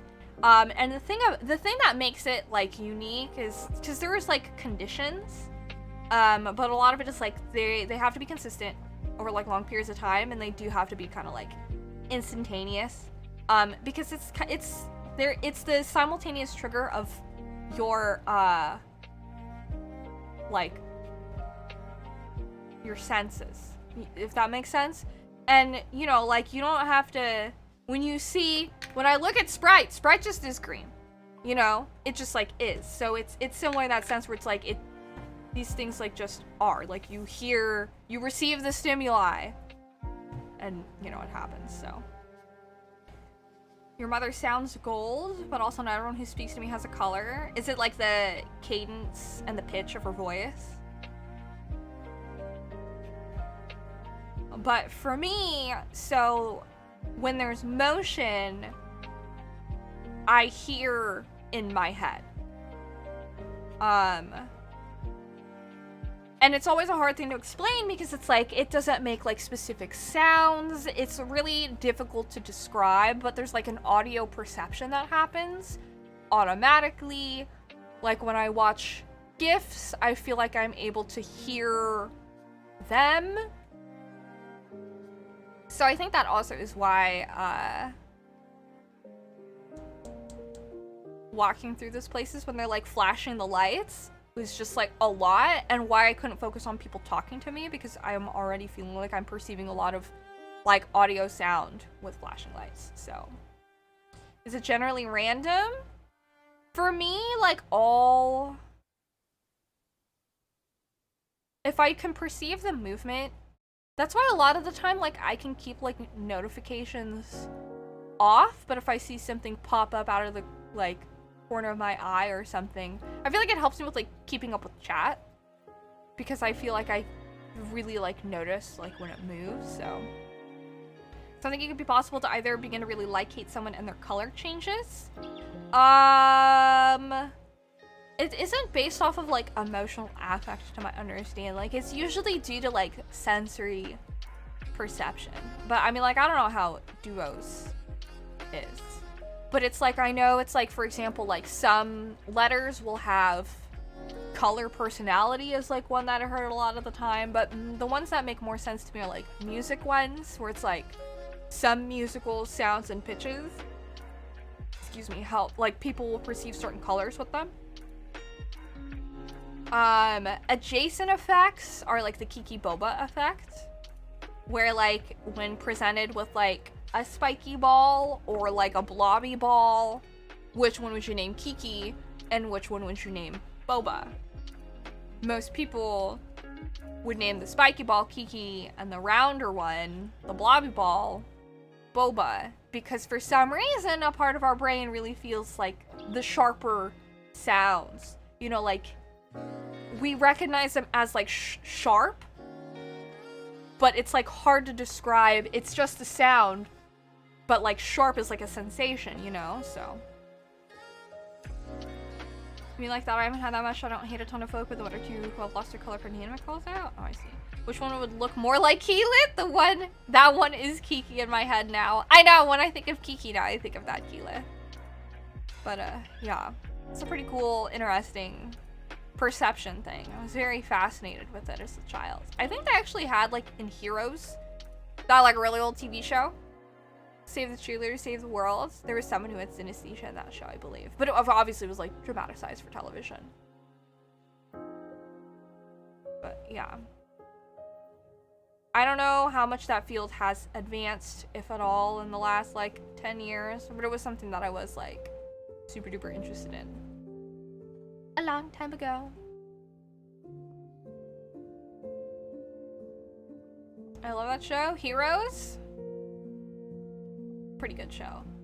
I watched it so long ago. Also for science, Argentum sounds turquoise, Amy sounds midnight blue, and I sound magenta. Interesting. is there any color hue or brightness saturation change if there is an alteration in the pitch of her voice? You're curious what your name would sound like now? I mean, you know, synesthesia is different for everyone too. People have like different kinds of synesthesia, etc. So, but yeah, it is definitely like a really interesting thing that people just like live with. I remember reading like books about it, and some people are like, you know, like loud sounds, because sometimes sounds will cause them to like perceive things in their field of vision. So, not really, but I can see like dots of other colors. I see. Yeah, it's interesting, weird, sciencey stuff. I hope I'm blue. Dabba-dee dabba-die. Blue on my screen. Staff with magenta because she's friends with Argenta and they sound similar phonetically. I don't think so. Do you guys associate people with colors?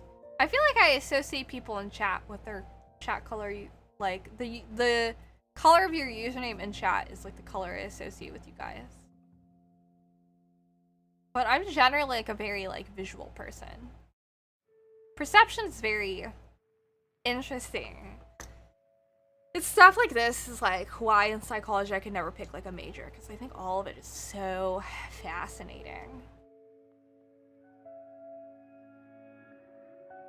GD being green and having green hair also helps. That's true. Your name color changes every time you come here. You could set it if you wanted. Hello, Amy. Interesting. The colors that he associates with us. Hello, hello, Jax! All the way from Vegas. How is Vegas? No one else can see me with any other color except green? I don't know, I can see you with like red, black, and white. But that's just like the Green Day logo, you know?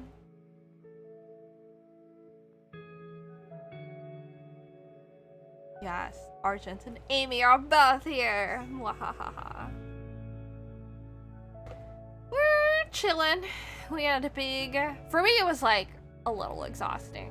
We had a big conversation earlier about like events that are going on and just kind of getting people caught up to speed.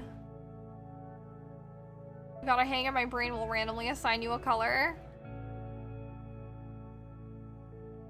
I was telling a ton of people, aka all of Twitch chat, to like just come to the Eastern State Penitentiary next Halloween. Vegas is still dry and hot, don't miss it too much. That's so crazy. It's so weird to like imagine that, because like earlier today when Arjun and I did a quick grocery run, it was like stormy and wet. So much rain. You wear mostly blue?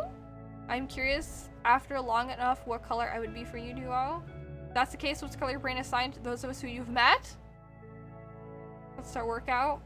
Glad to hear Vegas hasn't changed. Whenever I think about Vegas as a desert, I think about that like, it was a Resident Evil movie, right? Where they're like in the desert. I always think of that. I don't know, Vegas isn't quite like that. What a time. I have layovers there when I go visit my family and I'm like not looking forward to it. I love to hear your voices. I generally don't get colors too well with just names. Yeah. That was the worst one. I don't even remember. It's been so long since I watched them.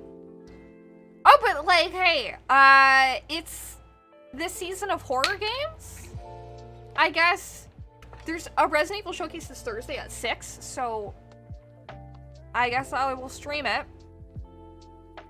The cross off my calendar.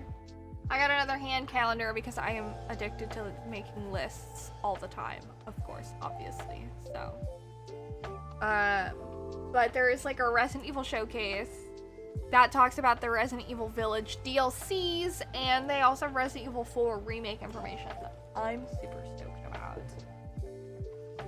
And then there's a Silent Hill thing happening.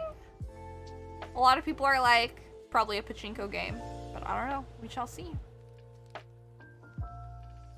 We can find out soon. I am excited for more Resident Evil 4 remake news. I know. So that'll be interesting. The Silent Hill countdown better not be bait. I just like don't. Mixed feelings. It's like exciting, but also I don't know. PT I feel like was the ultimate, like the nail in the coffin for like Silent Hill for me, because it's like that's the game everyone wanted and never got, and now because we never got it, our expectation and imagination for it is endless. Nothing could measure up to an unreleased game. Yes, I don't want to believe too hard into it myself. They have Silent Hill and Bloody Roar in jail. My hope is so low. If only. I don't know what Bloody Roar is, but people figured out ways to install PT on the PS5. I saw the video on that. Did they manage to play it yet? I thought they were able to install it, but they can't get it to work quite yet. On the Silent Hill showcase, whatever they will be showing off on the 19th, there will probably be a game among it, since their site for the showcase have PEGI and ESRB ratings. Oh, which are specifically for games. Interesting. Okay, that's good to know. Both Masahiro Ito and Akira Yamaoka have retweeted the news before deleting it, liked it on Instagram too. Wow. Okay, interesting. The best fighting game ever made, bar none. Bloody Roar is a fighting game. This is the first thing the Silent Hill Japan Twitter's tweeted in 8 years? God, that is so long. Whole gimmicks, they transform into animals? There's a Lab Dead mod with a PT level in it? Freaked me out. I think the last thing that I watched on PT was like how Lisa is bound to be permanently behind your character as you're walking around, so you always hear her behind you, but because she's bound to be behind you every time you turn around, you never see her. She's always there. I'm like, oh my god. I couldn't deal with that. I haven't played Bloody Roar since GameCube. It's a beautiful series. I kind of wanted to play the Street Fighter 6 beta. Like, they ended it and I was like, man, it seems like a lot of people had a lot of fun with it. And now I'm like, I kind of want to check it out. It looked cool.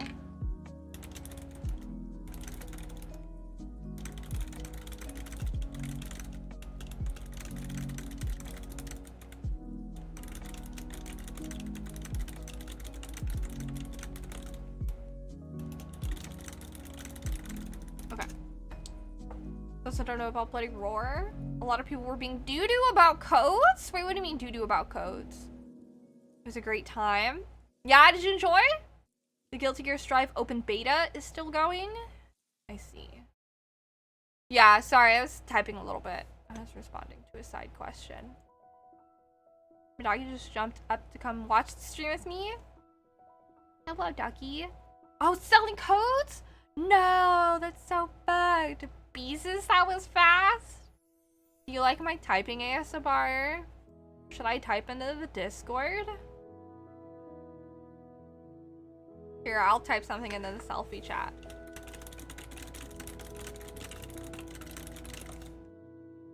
There. Multiple emails on bot accounts getting beta codes and selling them? No, that is awful. They ended the Guilty Gear Strive beta last night at 3 AM EST. Oh. Dippity! Tappity tap? Oh yeah. My anxiety is faster. Yes, typing ASMR. Should I do typing ASMR streams?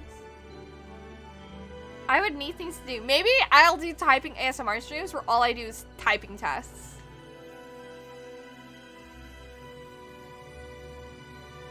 What if I did that?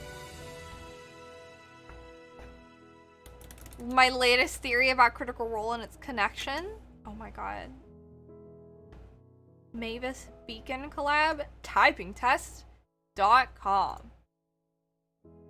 My viewership would go through the roof. Should that be like a stream reward? Hold on. Here, I can do typing tests. How does this relate to Mental Health Monday, you ask? It doesn't. So my brain's looking at my things. Can I just do like a... I'm like, do I not have a desktop?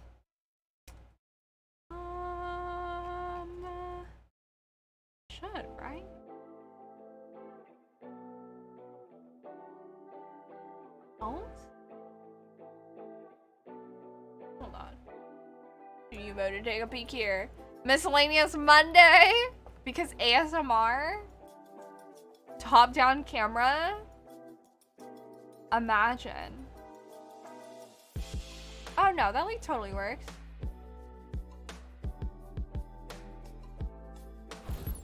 There. This works. Should we do a 1-minute test? Oh wow. Medium text? What's this? Should we do a benchmark?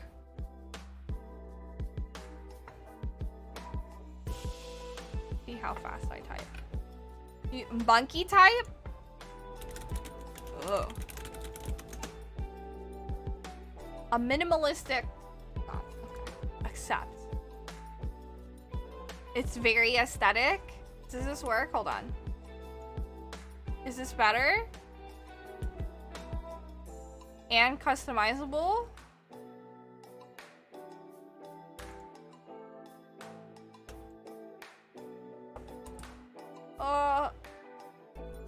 How do I don't know. Do you guys like this? I'm trying to it's custom. I don't know what theme to do. Oh, there we go. Type to search. Wow. I see now. Oh, wait, what is this? Paul, I didn't even realize. Should Steph have a typing ASMR as a channel point reward? Oh my god. No yeses, only absolutelys. No, you're banned. I voted for the ban. You're all for the vibe. That's so funny. Let's do botanical. Wait, this does not match. Camping. Cat? Poutine? There's comfy. Dark magic girl. Pink. Dev. Diner. Oh my god, the contrast between them. You do Dracula. You like cyberspace? Oh boy. Me in front in 10? 2 different answers. Okay. What is this? 30? 60? Seconds? Darling is based on Darling in the Franxx? Oh boy. Dracula's the one you use in your coding? Oh. Wow, there's so many votes for absolutely. Okay. I'm gonna leave the audio because I type very aggressively anyways. Also, I appreciate you guys like gassing up liking my typing ASMR because there was a period of time where I was yelled at for being too loud and for typing so loud. So, you know. I think that it's interesting how nonsensical this is. Oh.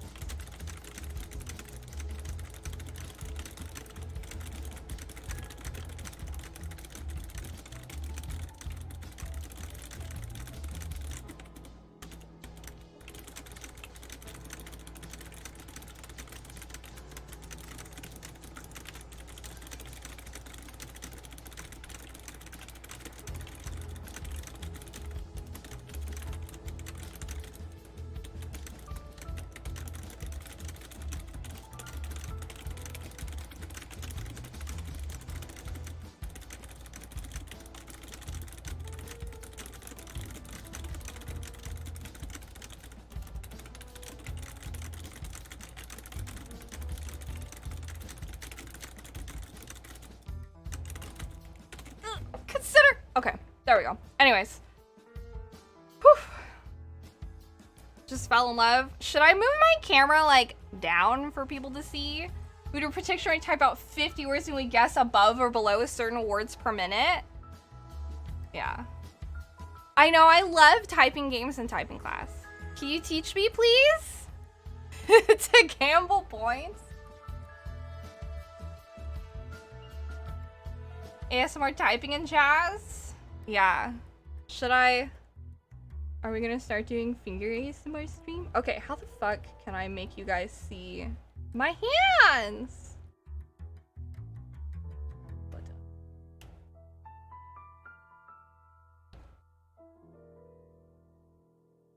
how we're gonna do this. We're gonna figure this out.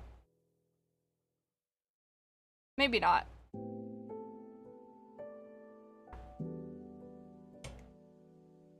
If I could just do the, you know what? My brain can't figure it out, but I'll, you know.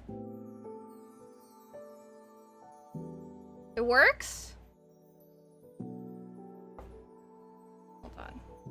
You can see. There. Let me give it a shot. Wait, what? The best typing strategy is to play video games on the computer where you gotta type and have no voice chat. Try not to die in between typing? Yeah.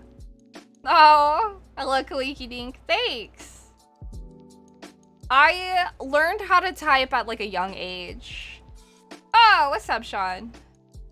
30s instead of 60? Okay, I could do 30s. How the fuck do I go back? 30 instead of 60. Hello, Yorha! You know, we're doing mental health things here, like typing ASMR. Alright, let me try this one.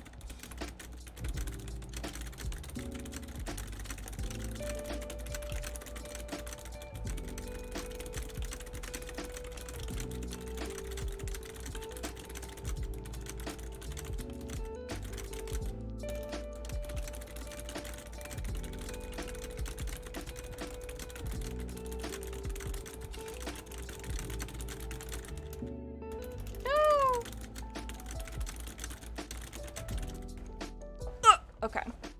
Yeah. Typing ASMR. Scene from Game of Thrones with fingers, not feet? What the fuck? Yeah.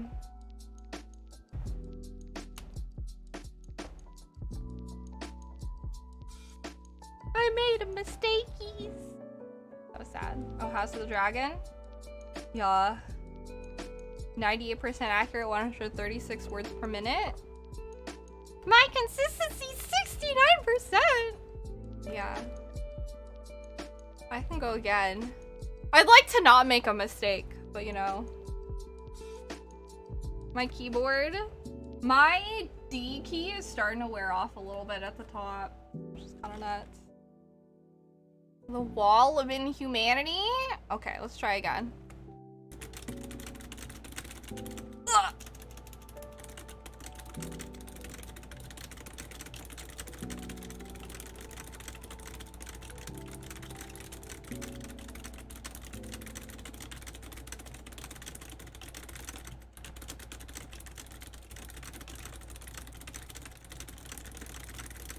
Oops.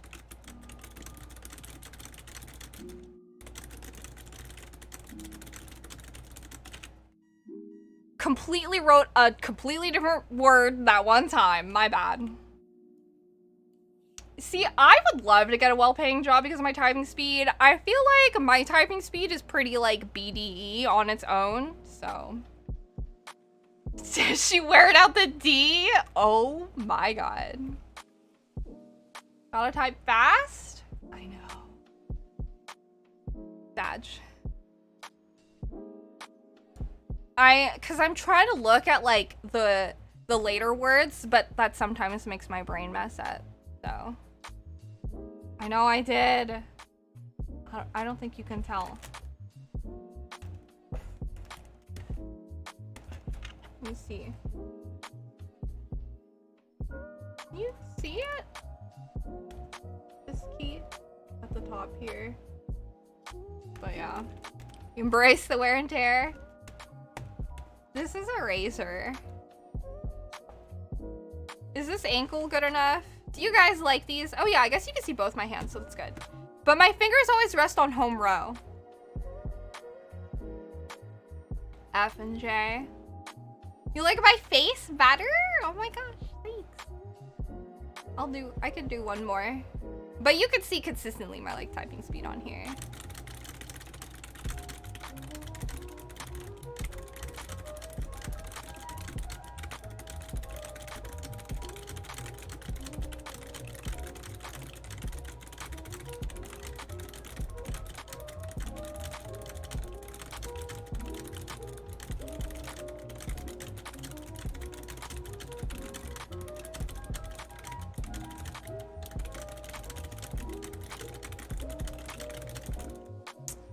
comments, so close to having 100% accuracy. Whatever, it's fine. Anyways. Keep your pinky off the left side of the keyboard and basically don't move it or your thumbs. Gotta type more. I've spent so much of my life typing, so. Yeah, well, my words per minute increases significantly if I'm not like freezing when I make mistakes and backspacing to redo it, so. Can we make words per minute predictions a thing? Yeah, so me learning to type, I like realized only recently that like I was very privileged when it came to like learning how to type because my dad is like, he works in like tech and he's always worked in tech. I don't know if I use that program. So like growing up, we had a computer in the house. I was always playing computer games. But it was like elementary school when I was starting to learn how to type. Maple bacon. But I remember being in elementary school and we would go to the, you know, like the computer lab. And they would have us do like typing lessons. And I remember it being like really awkward and having to sit and like putting your fingers on home row. And then, you know, they would have you like memorize pressing the buttons so you knew where they were, and then have you do the exercises where like you would move your, you know, index finger from F to T to get like the muscle memory down. I don't know if other programs were like that. But we did stuff like that, and then like a lot like throughout school. No, I guess that's it. I think that's like the main thing was like we had that. I don't know if we had that in middle school. I feel like we might have. And my dad gave me a lot of games to play as a kid too that I think probably had typing things. So I probably like playing those games too, because I know for sure before 6th grade, after 5th grade, that summer was when I started playing Ragnarok Online and I started getting really into forums and stuff on the internet. That's like when I discovered the Animal Crossing community forum and started making online friends, which was pretty darn young. But because I was spending so much time typing on my computer, that was also when my parents were kind of starting to have issues and like divorce and stuff. So I was starting to spend a fuck ton of time on the internet. So me as a kid did a lot of typing, and now it's just got to the point because I always put my fingers on home row. It's like muscle memory for me. It's why I always prefer like typing. I feel like I do a pretty decent job when it comes to like if I have like thoughts or if I have to like retype things, I think I can do a decent job with it. So numbers are a little trickier for sure, but I still do like home key things with them too. They're tough. Oh gosh, numbers are crazy. Yeah, I normally look down on my keyboard at it just to like make sure. Floppy disks. I remember floppy disks. We had a couple of them. Hello, Kaito. Can you write my angry letters apologies for me, please? Listen, I don't know. There's so many things that I'm like, I feel like this is like a service that I could provide in some way. I do like writing things out. Like, I like articulating thoughts. I wish I could offer like a service of like, let me write your business things. Like, tell me your feelings and I can write a thingy, you know? Articulating thoughts is important. Yeah. Algebra is a sin. I was never a fan of algebra. I like how I can type perfectly fine until someone asked me to try the number pad. I don't know how to do like number pads because I've never, like, I'll put my fingers there, but I don't know. It's like, think I'd be a good blogger? Can I dictate a novel to you and you can write it for me? Yes. 100%. That'd be really cool. Feelings for business things. Write my Mario fanfiction. I would charge you a premium. Hello, Tyler. Hi, hello, Kaito. Yes, welcome in, dude. I I didn't get a chance to respond to the stuff that you posted, but like, dude, when the G4 TV stuff came out this weekend, I thought of you because I was like, why the fuck are all these businesses like closing down and these employees are just getting like late? Like, it's nuts. I'm so sorry. Used to love math until trig. You want to be like a ghostwriter? I could. I feel like I have such great, like, I don't know. I type fast because of my childhood, so I have these abilities and they use these typing skills to write announcements in Discord or something, you know? Like, that's all I do. So that's also why, like, community management, like, appeals to me. I like typing these, like, big things. Violet Evergarden these things? Violet Evergarden. You only use the number pad for custom key commands? Oh, wow. You definitely prefer a number pad? Hold up, who just said algebra's a sin? The Stephanie Stone fanfiction service is booming. Quote for the future. The G4 thing was sad and terrible business? Definitely. Esteemed fanfiction writer? I don't have enough brain power to think of these things. Heard about the G4 TV thing? Hashtag relatable. What a thing to be fucking relatable. I say. Having, like, ranted earlier about how the Amaranth situation is, like, relatable. But, like, yeah. You know, relatable. You can see it. Thanks, Blue. Hi, Taps. What's up, dude? You hate Stepstone fanfiction? I don't know what it would be. Yo? You're hyped right now? Wait, what's up, GD? I think trigonometry is a sin. I stopped. The last math class I took was pre-calculus. I was like, I don't want to go into actual calculus. So. That Amaranth thing was woof. Oh yeah. You'd so read Stepstone fanfiction. Can I write fanfiction about my life if I were a hobbit? Where absolutely fucking nothing happens, but I just live a happy little life in my hobbit home, like gardening and shit. And the worst thing that could happen is like the Great Flood of 89 or some shit. Like, Thank you. Oh, Kaito. Yo, dude, 35 months? It's so close to being 36. 3 years. Thank you so much for subscribing. I appreciate it. If you haven't seen Violet Evergarden, she takes a job as a typer who listens to clients and writes what they're trying to convey. Yo, is that a job? Can I do that? In our Discord, but you will see it? Okay. Trig is pre-cal, isn't it? I'm not sure. I know that, like, in high school, there was, like, Algebra 1, Algebra 2, Trigonometry. Yorha! Wow, 33 months! Thank you so much. Dude, it's crazy to me. There's so many people coming up on 3 years, and it just, like, blows my mind. Thank you so much for supporting me and subscribing, guys. How many endings of Nier did I achieve? The one you tagged me in was Automata, right? I wound up getting all of them. It took a hot minute, but I did get all of them. All 26 letters of the alphabet. Eat hella food? And then Gandalf appears and makes you go on an adventure? Oh god. But that is like hardcore fanfiction. That's like self-insert fanfiction. I would write like myself being isekai fanfiction, but I blame Kingdom Hearts. I would write like Kingdom Hearts fanfiction. Kingdom Hearts inherently is like isekai fanfiction. 6 meals a day? Yeah, dude, holy shit, 3 years. Violet Evergarden has mega feels. One of these days, I will check it out. Trig is pre-calc? Every episode made you cry? I know, it is such a long time, right, Taps? Violet Evergarden movie is a great ending to the series, too. Pre-calc is algebra and trig on steroids. Oh, God. KyoAni will never let you down in storytelling. Hey, J-Dub, what's up, dude? No doubt. Ending K was the funniest one. I don't remember which one that was. Oh, the fish. That one was pretty great.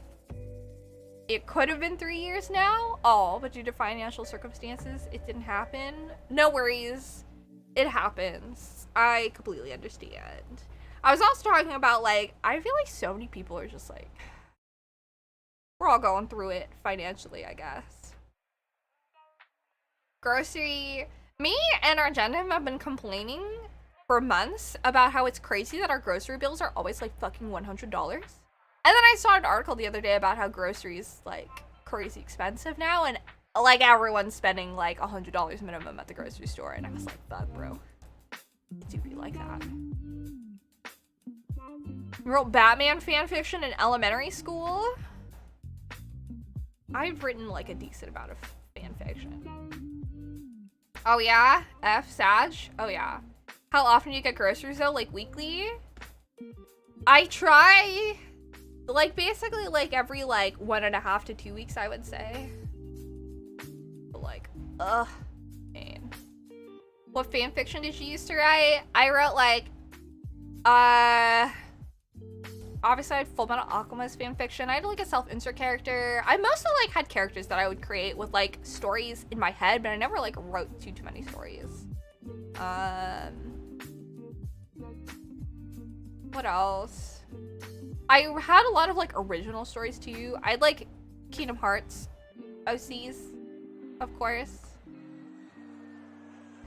I've been trying to invest in stuff that ends up being cheaper in the long run. I feel that. And yet they leave minimum wage the way they have for years. Yeah, it's inflation. It's all these things that are wrong in our economy. So I need to finish my Smash Bros fanfic? Do it! You spend like 150 every 2 weeks on groceries? You think you wrote an Inuyasha fanfic? I love that. Universally affordable income needs to be a thing. I know. Guys, you know, when groceries get too expensive, we could always just eat the rich. Just been pumping them chapters out fast with their typing speed. Well, what I used to do was NaNoWriMo,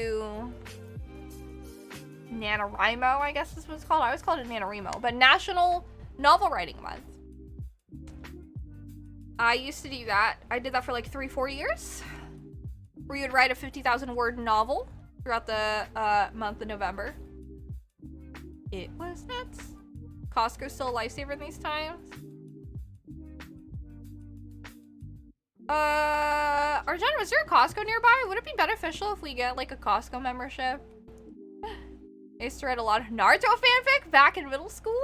You need to finish so many of my projects. Relatable. ADHD life. Eat the rich. We need a farm? Yeah, but we need land to have a farm. That's the issue. Right, Purse? Right? Or that could never finish? Did you say something about Fraser's Ridge? I know, right? Oh yeah, that's next month. My first fanfic strangely involved Beanie Babies posing as heroes/villains.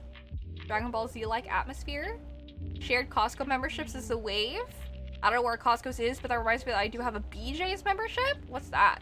What if we all continued our fanfics? Oh my god. Meow for her. Costco's in KOP. I don't know where BJ's is. How far is KOP? Was where the mall was, right? The KOP mall. I have so many game articles, infographics I want to finish. Oh, Costco's definitely worth it. I haven't had a Costco hot dog in a long time. Me neither. BJ's is the restaurant where I am. BJ's brew house with the Pazookies? Yes. Fanfics are just a gateway to D&D campaign writing. For real. Damn, I was really trying to come up with an inappropriate answer for that. What are you doing there, baby? What you doing? First, can you type very fast? He's like, no, but I can shut off your PC with the press of a button. BJ's just an alternative to Costco. Do they also have like Costco pizza and stuff? Tell them to send me some chicken Alfredo, please. I love eating at BJ's. I went to BJ's a lot with this dude that I used to date, who I've now begun to associate with like Yakuza in a way, because like when I was playing through Yakuza, I was like, oh, I used to do these things, and they were all with this one dude. And I was like, man, I was like low-key living like Yakuza minigame life while we were dating, because we would go to the arcades like all the time, and I'd play rhythm games. I was big on the crane games. I learned how to play darts. We did a lot of karaoke. We did not do street fights. No violence in that regard, but you know, all the other minigames. Bowling?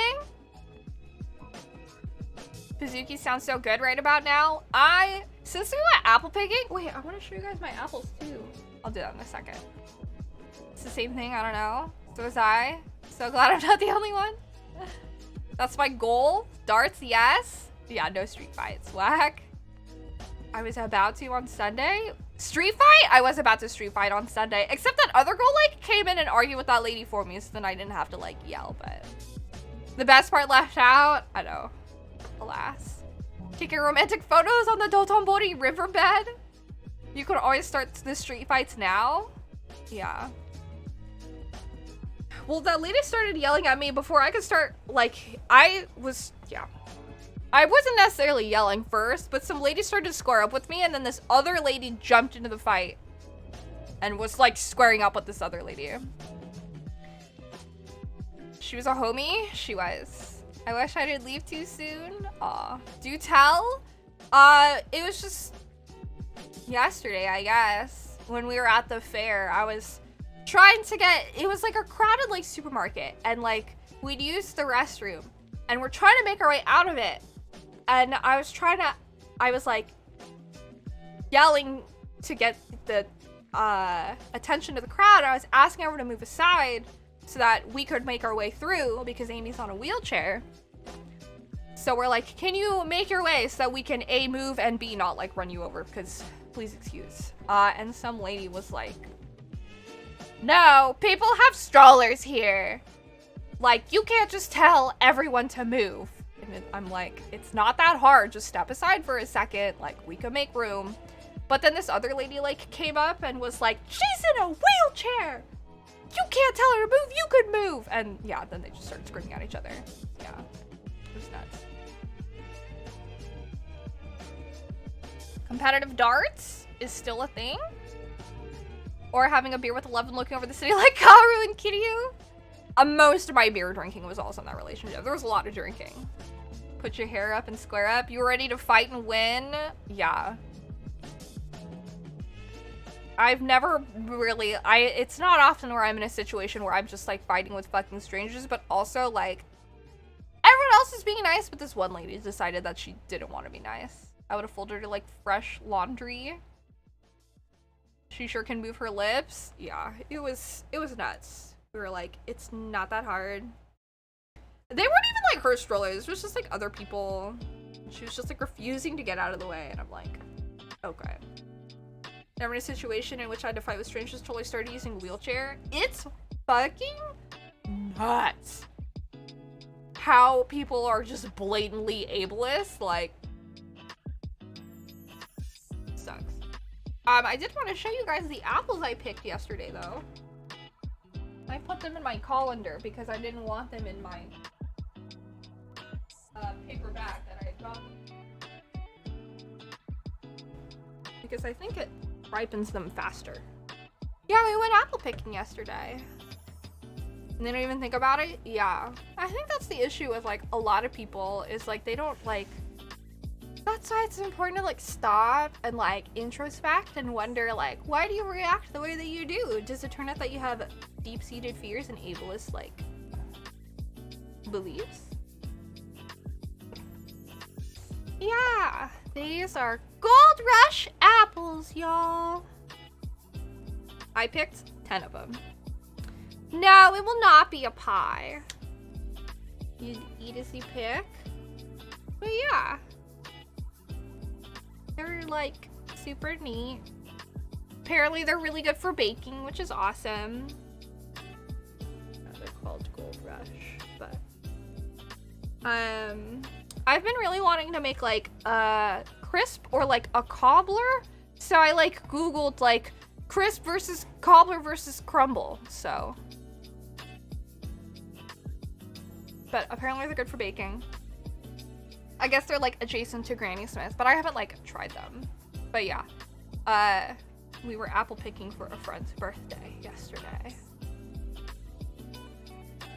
Nice looking apples. I know, I felt very connected with nature. Just, you know, walking around and pulling them from the trees. I was like, oh my god. Apparently they're a little tart, but mostly sweet. Yeah. They're good for baking, is all I know. So, and I believe I was looking at like a crumble recipe. Let me see what I had on my phone. I was also thinking of doing a, what the fuck was it called? There was like another one. What did I say? Crumble crisp versus crumble versus cobbler. Oh yeah, and there's like Brown Betty on like a buckle. Brown Betties are different, and then there's also like buckles, which I was like, I had no idea. they're all very similar, but no, still slightly different. Your brain associates green apples with Barbossa in the Pirates of the Caribbean movies. I love those movies. Green equals best for baking. Oh, they said they were good for both eating and baking? I see. I'll probably snack on a couple. I know that, my, youngest sibling is a big fan of green apples. Because when my sister was making an apple pie for Thanksgiving, I want to say last year, she was snacking on them. But yeah, I have 10 apples here, and the recipe that I was looking at needs 6, so that I have 4 left over. So I guess I could snack on them. But I wanted to save these and let them like sit for a little bit. I think they'll be fine for a couple days. And then I was planning on making this towards the end of the week so that I could make these and make the crumble, I guess. The one with oats is the one that I want to make. But I want to bring it to Kel's family to be like, here's some food, I am now stealing your son. So, used to really like green apples, but then at some point you became intolerant of sour. I think my sister's also a big fan of them, and I think they're like okay, but I've always just generally preferred like the reds. Honeycrisp is my go-to red apple for everything. You're stealing my whatty? Oh no, I was just bringing food to my partner's parents, mainly his mom. I have never seen his father because when I've been there, he'd been like out or in another room. But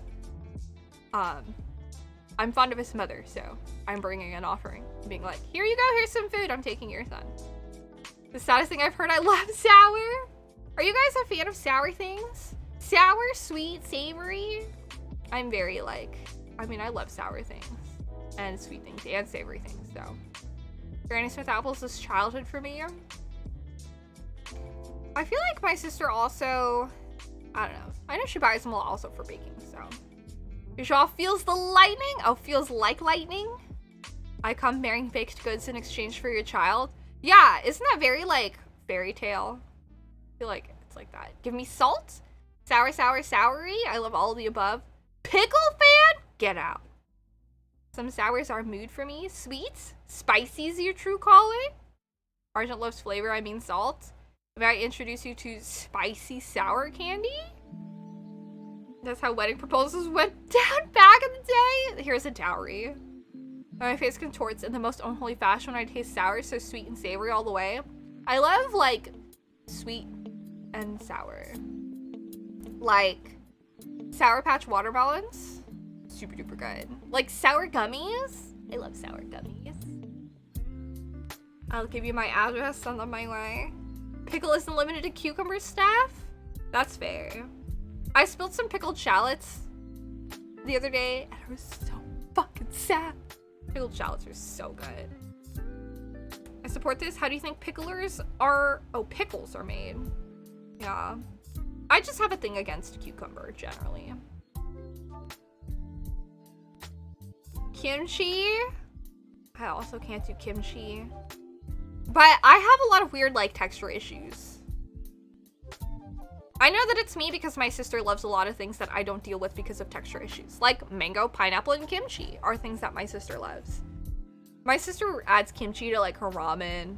So I'd even argue cucumbers are among the worst of pickled veggies, but still very good. And versatile. Hi, Jovium, what's up? Kimchi smells too horrible for you to touch? Really? It's like so good for you though. Kimchi is spicy.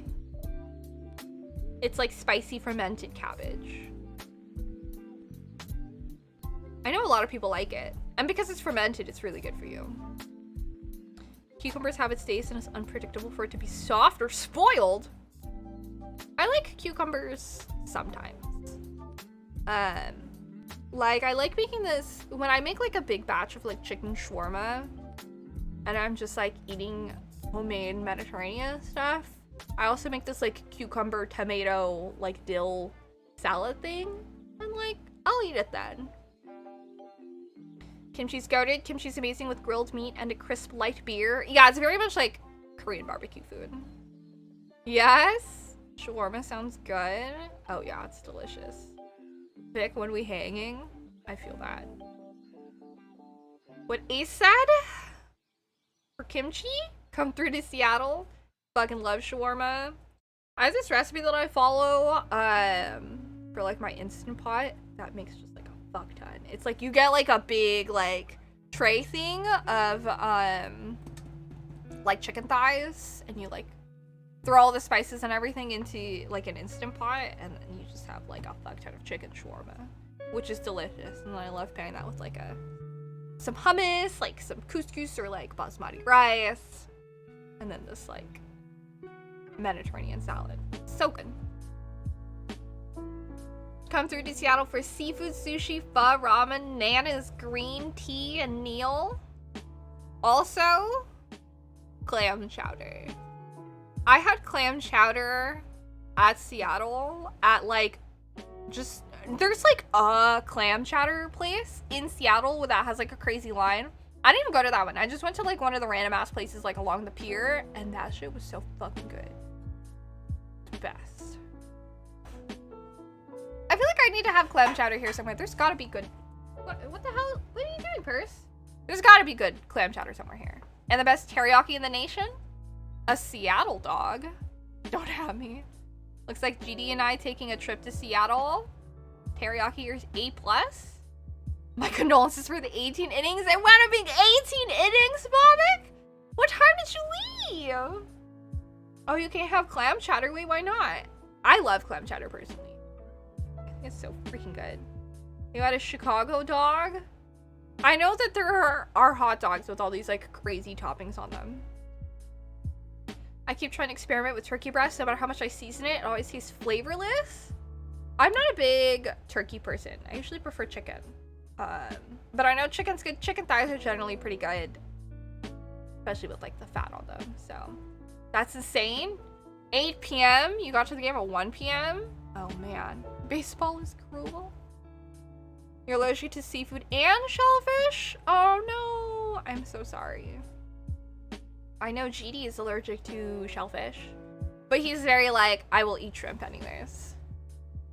So, you're not big on Seattle dogs? Which ones are the ones, isn't there one of them that has like cream cheese or something weird on it? At least we know you are not a shellfish person. Wow. How about the Phillies though? Welcome to the club. Oh yeah. They'll eat a lot of things. That's good. Oh, you with blueberries? I feel like I remember hearing about that. You're better about them now. I'm glad. I usually have blueberries like stocked in my fridge. So, because shrimp is so good. Yeah. 2 weekly meetings. It's okay, GD. I'll eat all the shellfish in your stead. You'll bite that bullet. You'll take it. I tripped into the playoffs and became a different beast. I love them a lot. Blueberry pie is so dope. You know, I don't know if I've ever really had like a blueberry. You know what? I've had like apple pie and like I've had like mixed berry pies, but I don't think I've had like a blueberry or cherry pie. I've had like cheesecakes with like a blueberry like sauce or like a cherry sauce, but I don't think I've had like those pies. You know, and I feel like they're like classic, but I've never had them. Made a hot dog topped with kimchi, spicy mayo, and furikake. A little overwhelming, but very good drunk food. I feel like the dirty dogs that they sell like at conventions for $5 at those carts are like really good drunk food. It's just like a hot dog with peppers and onions. And I think like maybe mayo and ketchup. I'm not sure. Ooh, cheesecake? Yes, cheesecake. Baking stream making one? I feel bad about doing a baking stream when I still need to send out cookies. We shall see. You never had an actual fresh blueberry pie? One of the bucket lists to try. What is fruit like? Is fruit expensive for you, GD? Since I feel like, because you're on an island, so I feel like you probably have to import a lot of foods. Oh, fact, something about convention hot dogs hits different? I know. Something about them. I know a lot of people say that they like get sick off of them, but like I personally haven't had that experience.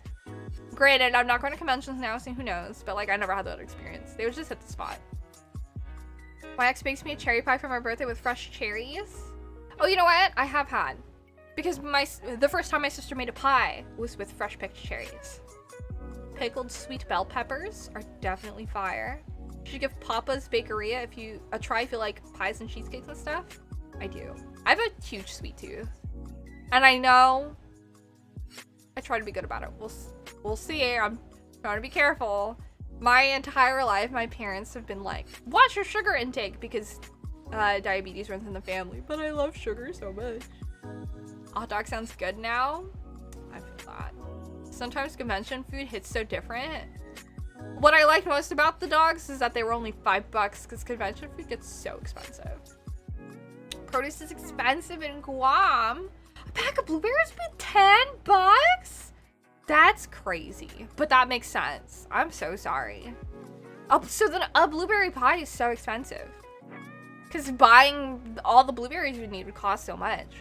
Do you have like in like the frozen aisles, like frozen blueberry pies that you could like pop in the oven? I got some crazy diarrhea one time from one of those corn dogs. Yeah, I would hear people say stuff like that. But I kind of feel like I probably just got a bad one though. I've heard stories like that.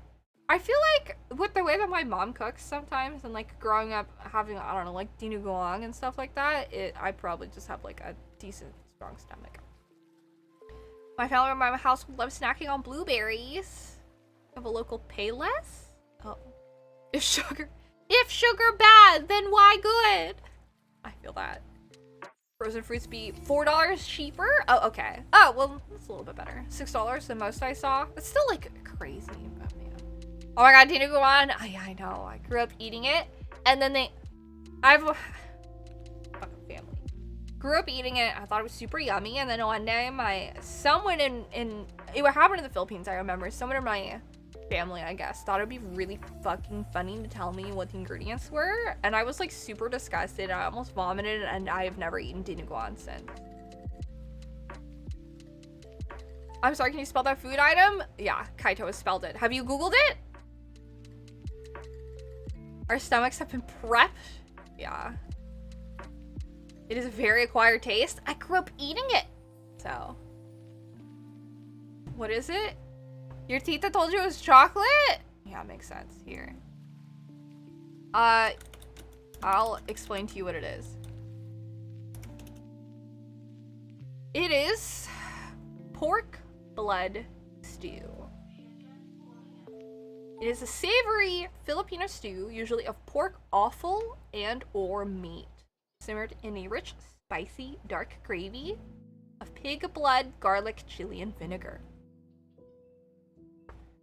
Yep. So. Yeah. It just kind of looks like if stew was like all brown. It's a little grainy in texture. Yeah, I would have it like over rice.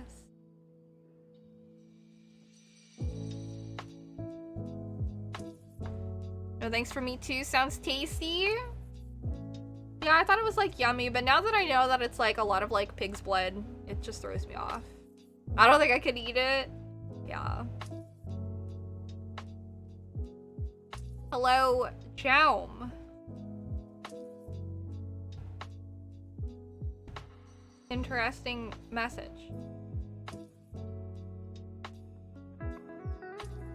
It's I don't know how long I'd been eating it. I don't know what age I stopped, but it is definitely a dish.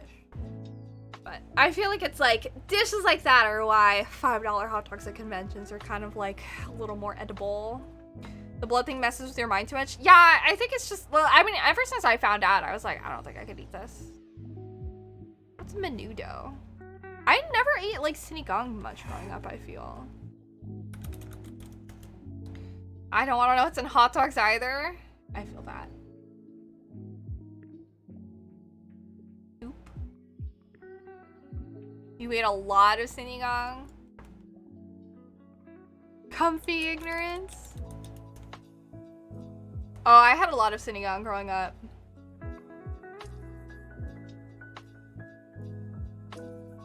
Menudo, I've had a lot too. Pork rib sinigang.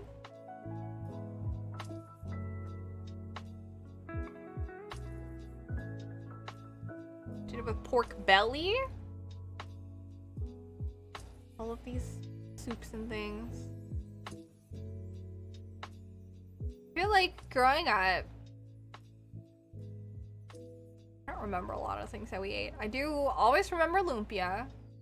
Lumpia with rice. And the chili oil, like dipping sauce. Mouth is watering from sinigang. Lots of adobo growing up. Lots of like fishball soup. I don't know how big like fishball soup is, but we used to have that a lot. I feel like I talked about that before. Having like fishball growing up, and like other kids were like, hee hee, ball! Ha ha ha, fish balls! And I'm like, but not that kind of balls. Like, you don't understand. It's like fish meat. And they were like, hee hee hee. And I'm like, you cretins don't understand this deliciousness. Tinola? Balut? I've never had it. Too much adobo growing up. Stepdad of mine made the best pork adobo. I miss it. Could you get the recipe? You love balut? I feel like my dad tried it, but like couldn't get past it. But I'm not sure. It makes me think of like, I feel like I would not be able to do it because of the texture. Because I have like texture issues. But it also makes me think of like shrimp heads. Some people are able to like eat shrimp heads. My dad loves eating shrimp heads, for example. When we would have like fried shrimp with like ketchup and rice for dinner. Could never understand that. I'm like, I gotta get all the legs and the head off. And I don't eat the tails. Some people could just eat all of it. And I'm like, oh my god. You legit can't stand the sight or smell of adobo anymore because you had it so much growing up? What? Really? Adobo is like a good comfort food for me. Very yummy. I feel like that's very like classic Filipino food for me. But I haven't had it in a long time. That and like baked fish.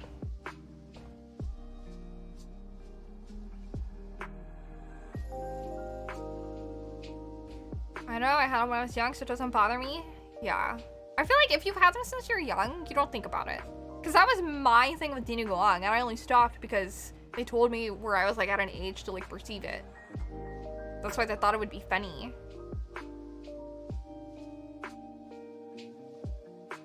But, I mean, I don't remember what dinuguan tastes like anymore. I feel like if I wasn't told what it was as like a prank, I'd probably still enjoy it. Maybe. Or something. I wouldn't hate it as much, but I had these negative associations. But I have apples in front of me. I'm excited to bake with them. I bought, fun fact, kind of random. I bought a muffin tin today. I didn't have a muffin tin, but now I do. Now I can make muffins. Oh, I'm excited for that.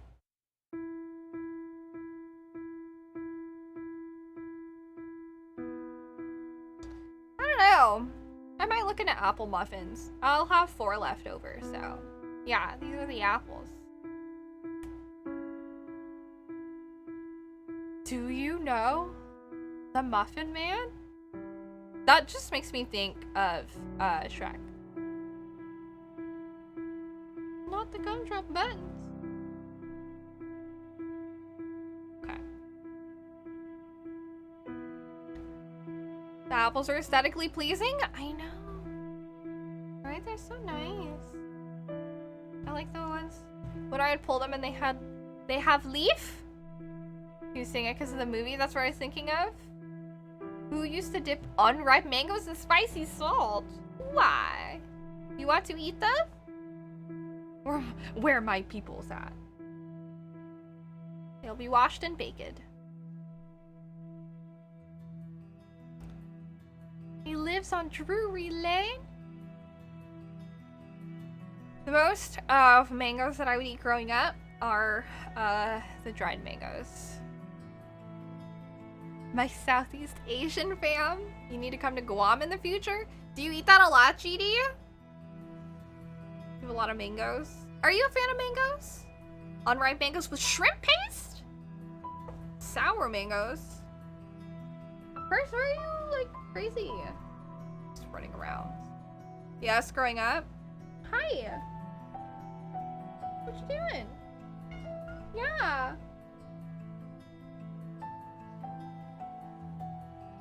She's on a mission somewhere. Just looking at them, I'm already imagining cutting the apples up. What? Where are you drifting over here? I don't know if you guys heard her skidding. Running into my rug and then looking up at me. Oh my god. Cutting them into slices and get melted caramel and dip the slices in? That'd be yummy, right? They smell nice too. What? Yes? Here. Thing in Southeast Asia culture, some Chinese from Vietnam families also? Oh, I see. You heard her skidding? Hers. Why are you bonkers? Why are you so bonkers? What is it? Want my hand? Sniff? Oh, just chomp on my thumb. Chomp.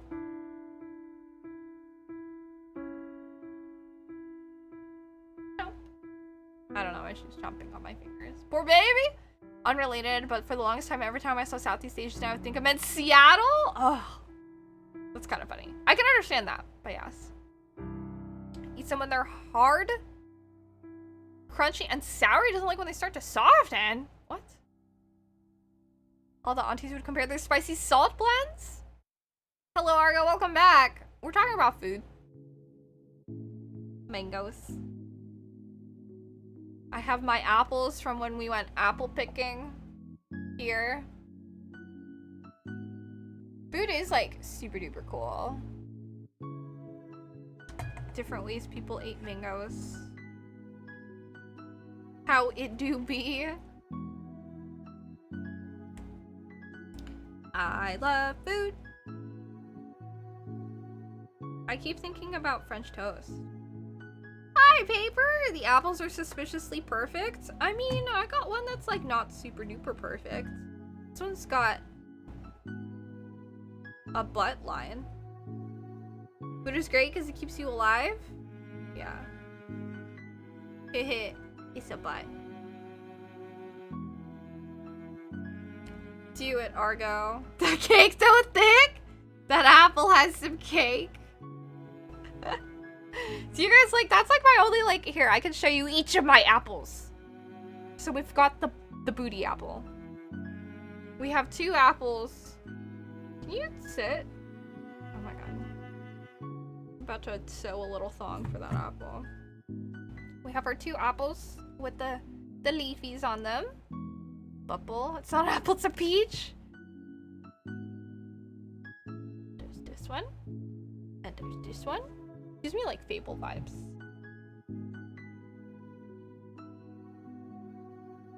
These peaches are mangoes. So good. These 2. And then this one. But yeah, they're just nature apples. So suddenly, for some reason, I miss Mika.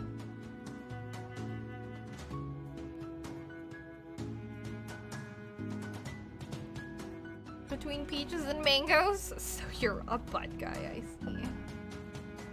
Because the thing is that like when I look, it really does look like a butt, huh? Because the bottom portion of it like sits like this, so it really just looks. This apple just is a butt. No, on stream. It's a funny apple. This is my apple harvest. 200K. Oh my god. I found it and I was like, man, they're probably fine. Then after the fact, I'm like, it's a butt. I would pick an apple that looks like a butt, I guess. Oh my gosh.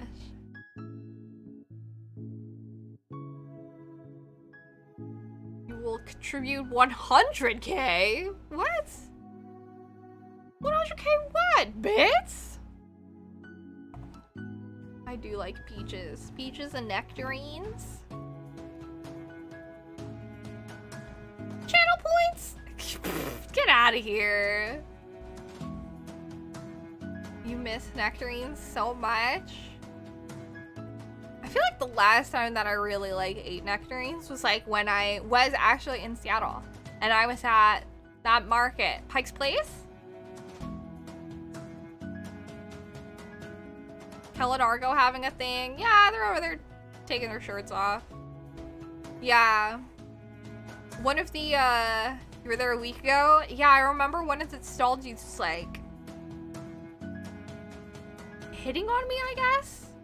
And was like, you're so pretty, if you buy like some of these like nectarines, I'll throw in a couple of these extra ones like for, he was gonna give me a discount. I was like, oh, why not? He let me like try a sample. I think there were also like some grapes and they were all really yummy. So I was like, okay, I love fruits, so.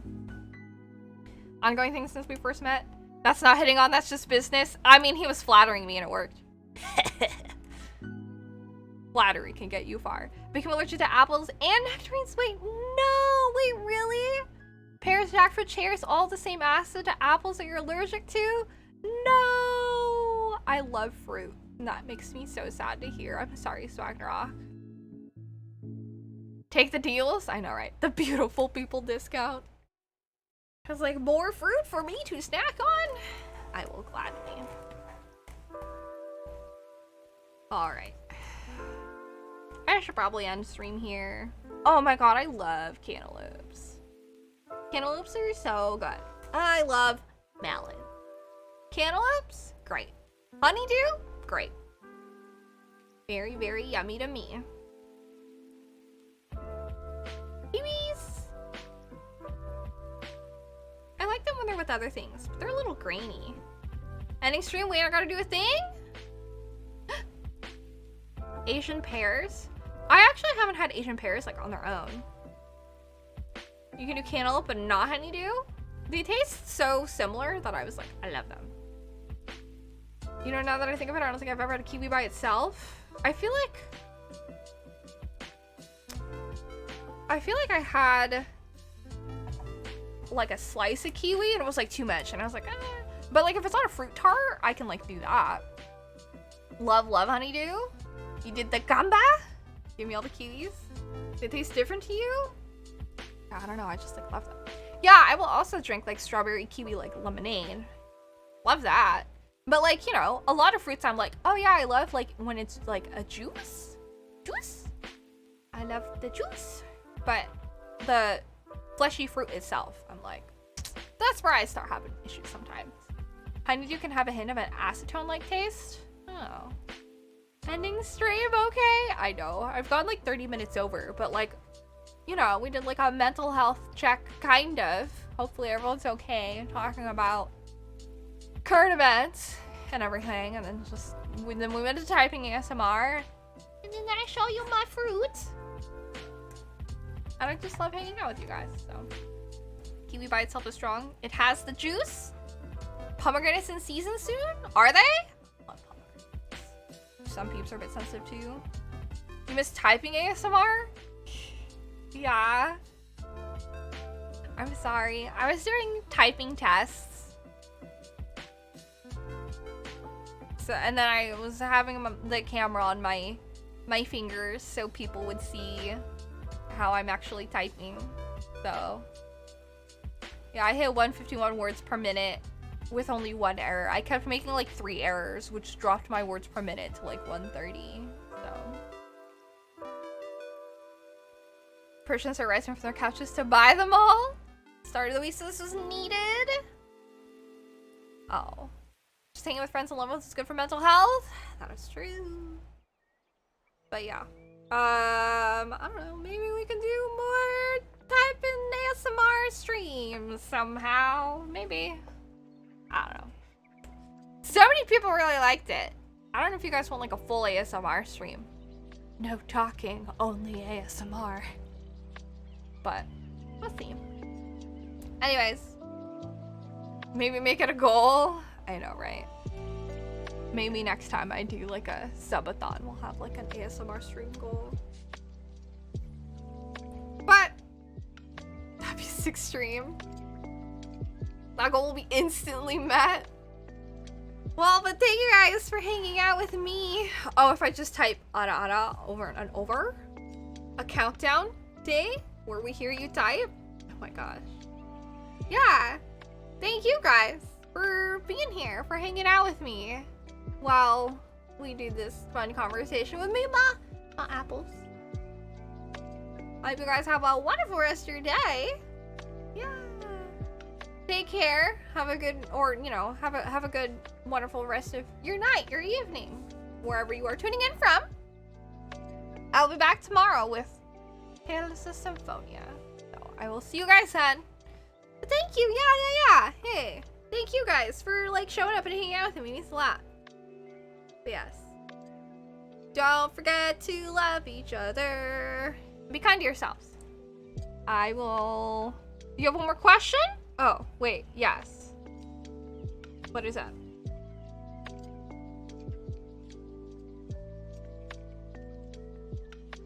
And pause. That's not a question. I cannot believe this. It wasn't a question, just wanted to stall. Well, gee, thanks to for gifting 11 tier 1 subs, everyone. Wow, you hit Phil, Benora, Bibla, and a bunch of other people too. Thank you so much for gifting subs to everyone. Yes, Ada will be coming back. Thank you for smashing this goal out of the water. That's all you needed? Well, thanks. I will do Zero Suit Samus at some point this week. I'm maybe thinking Wednesday since we'll be doing Horizon Zero Dawn and it seems like it'll fit. So, your favorite? Thanks. It felt relevant. I mean, the Resident Evil Showcase is this Thursday, but you know, it felt relevant. That's your favorite? Nice. It is indeed at KatsuCon. Now that I'm on the East Coast, I'm like, I don't know why I would wear that cosplay when it's so cold. But alas. Okay. I'm gonna cut off. Thank you guys for hanging out with me. Have a good rest of your evening / day. And I will see you guys again tomorrow for Tales. Mwah. Bye.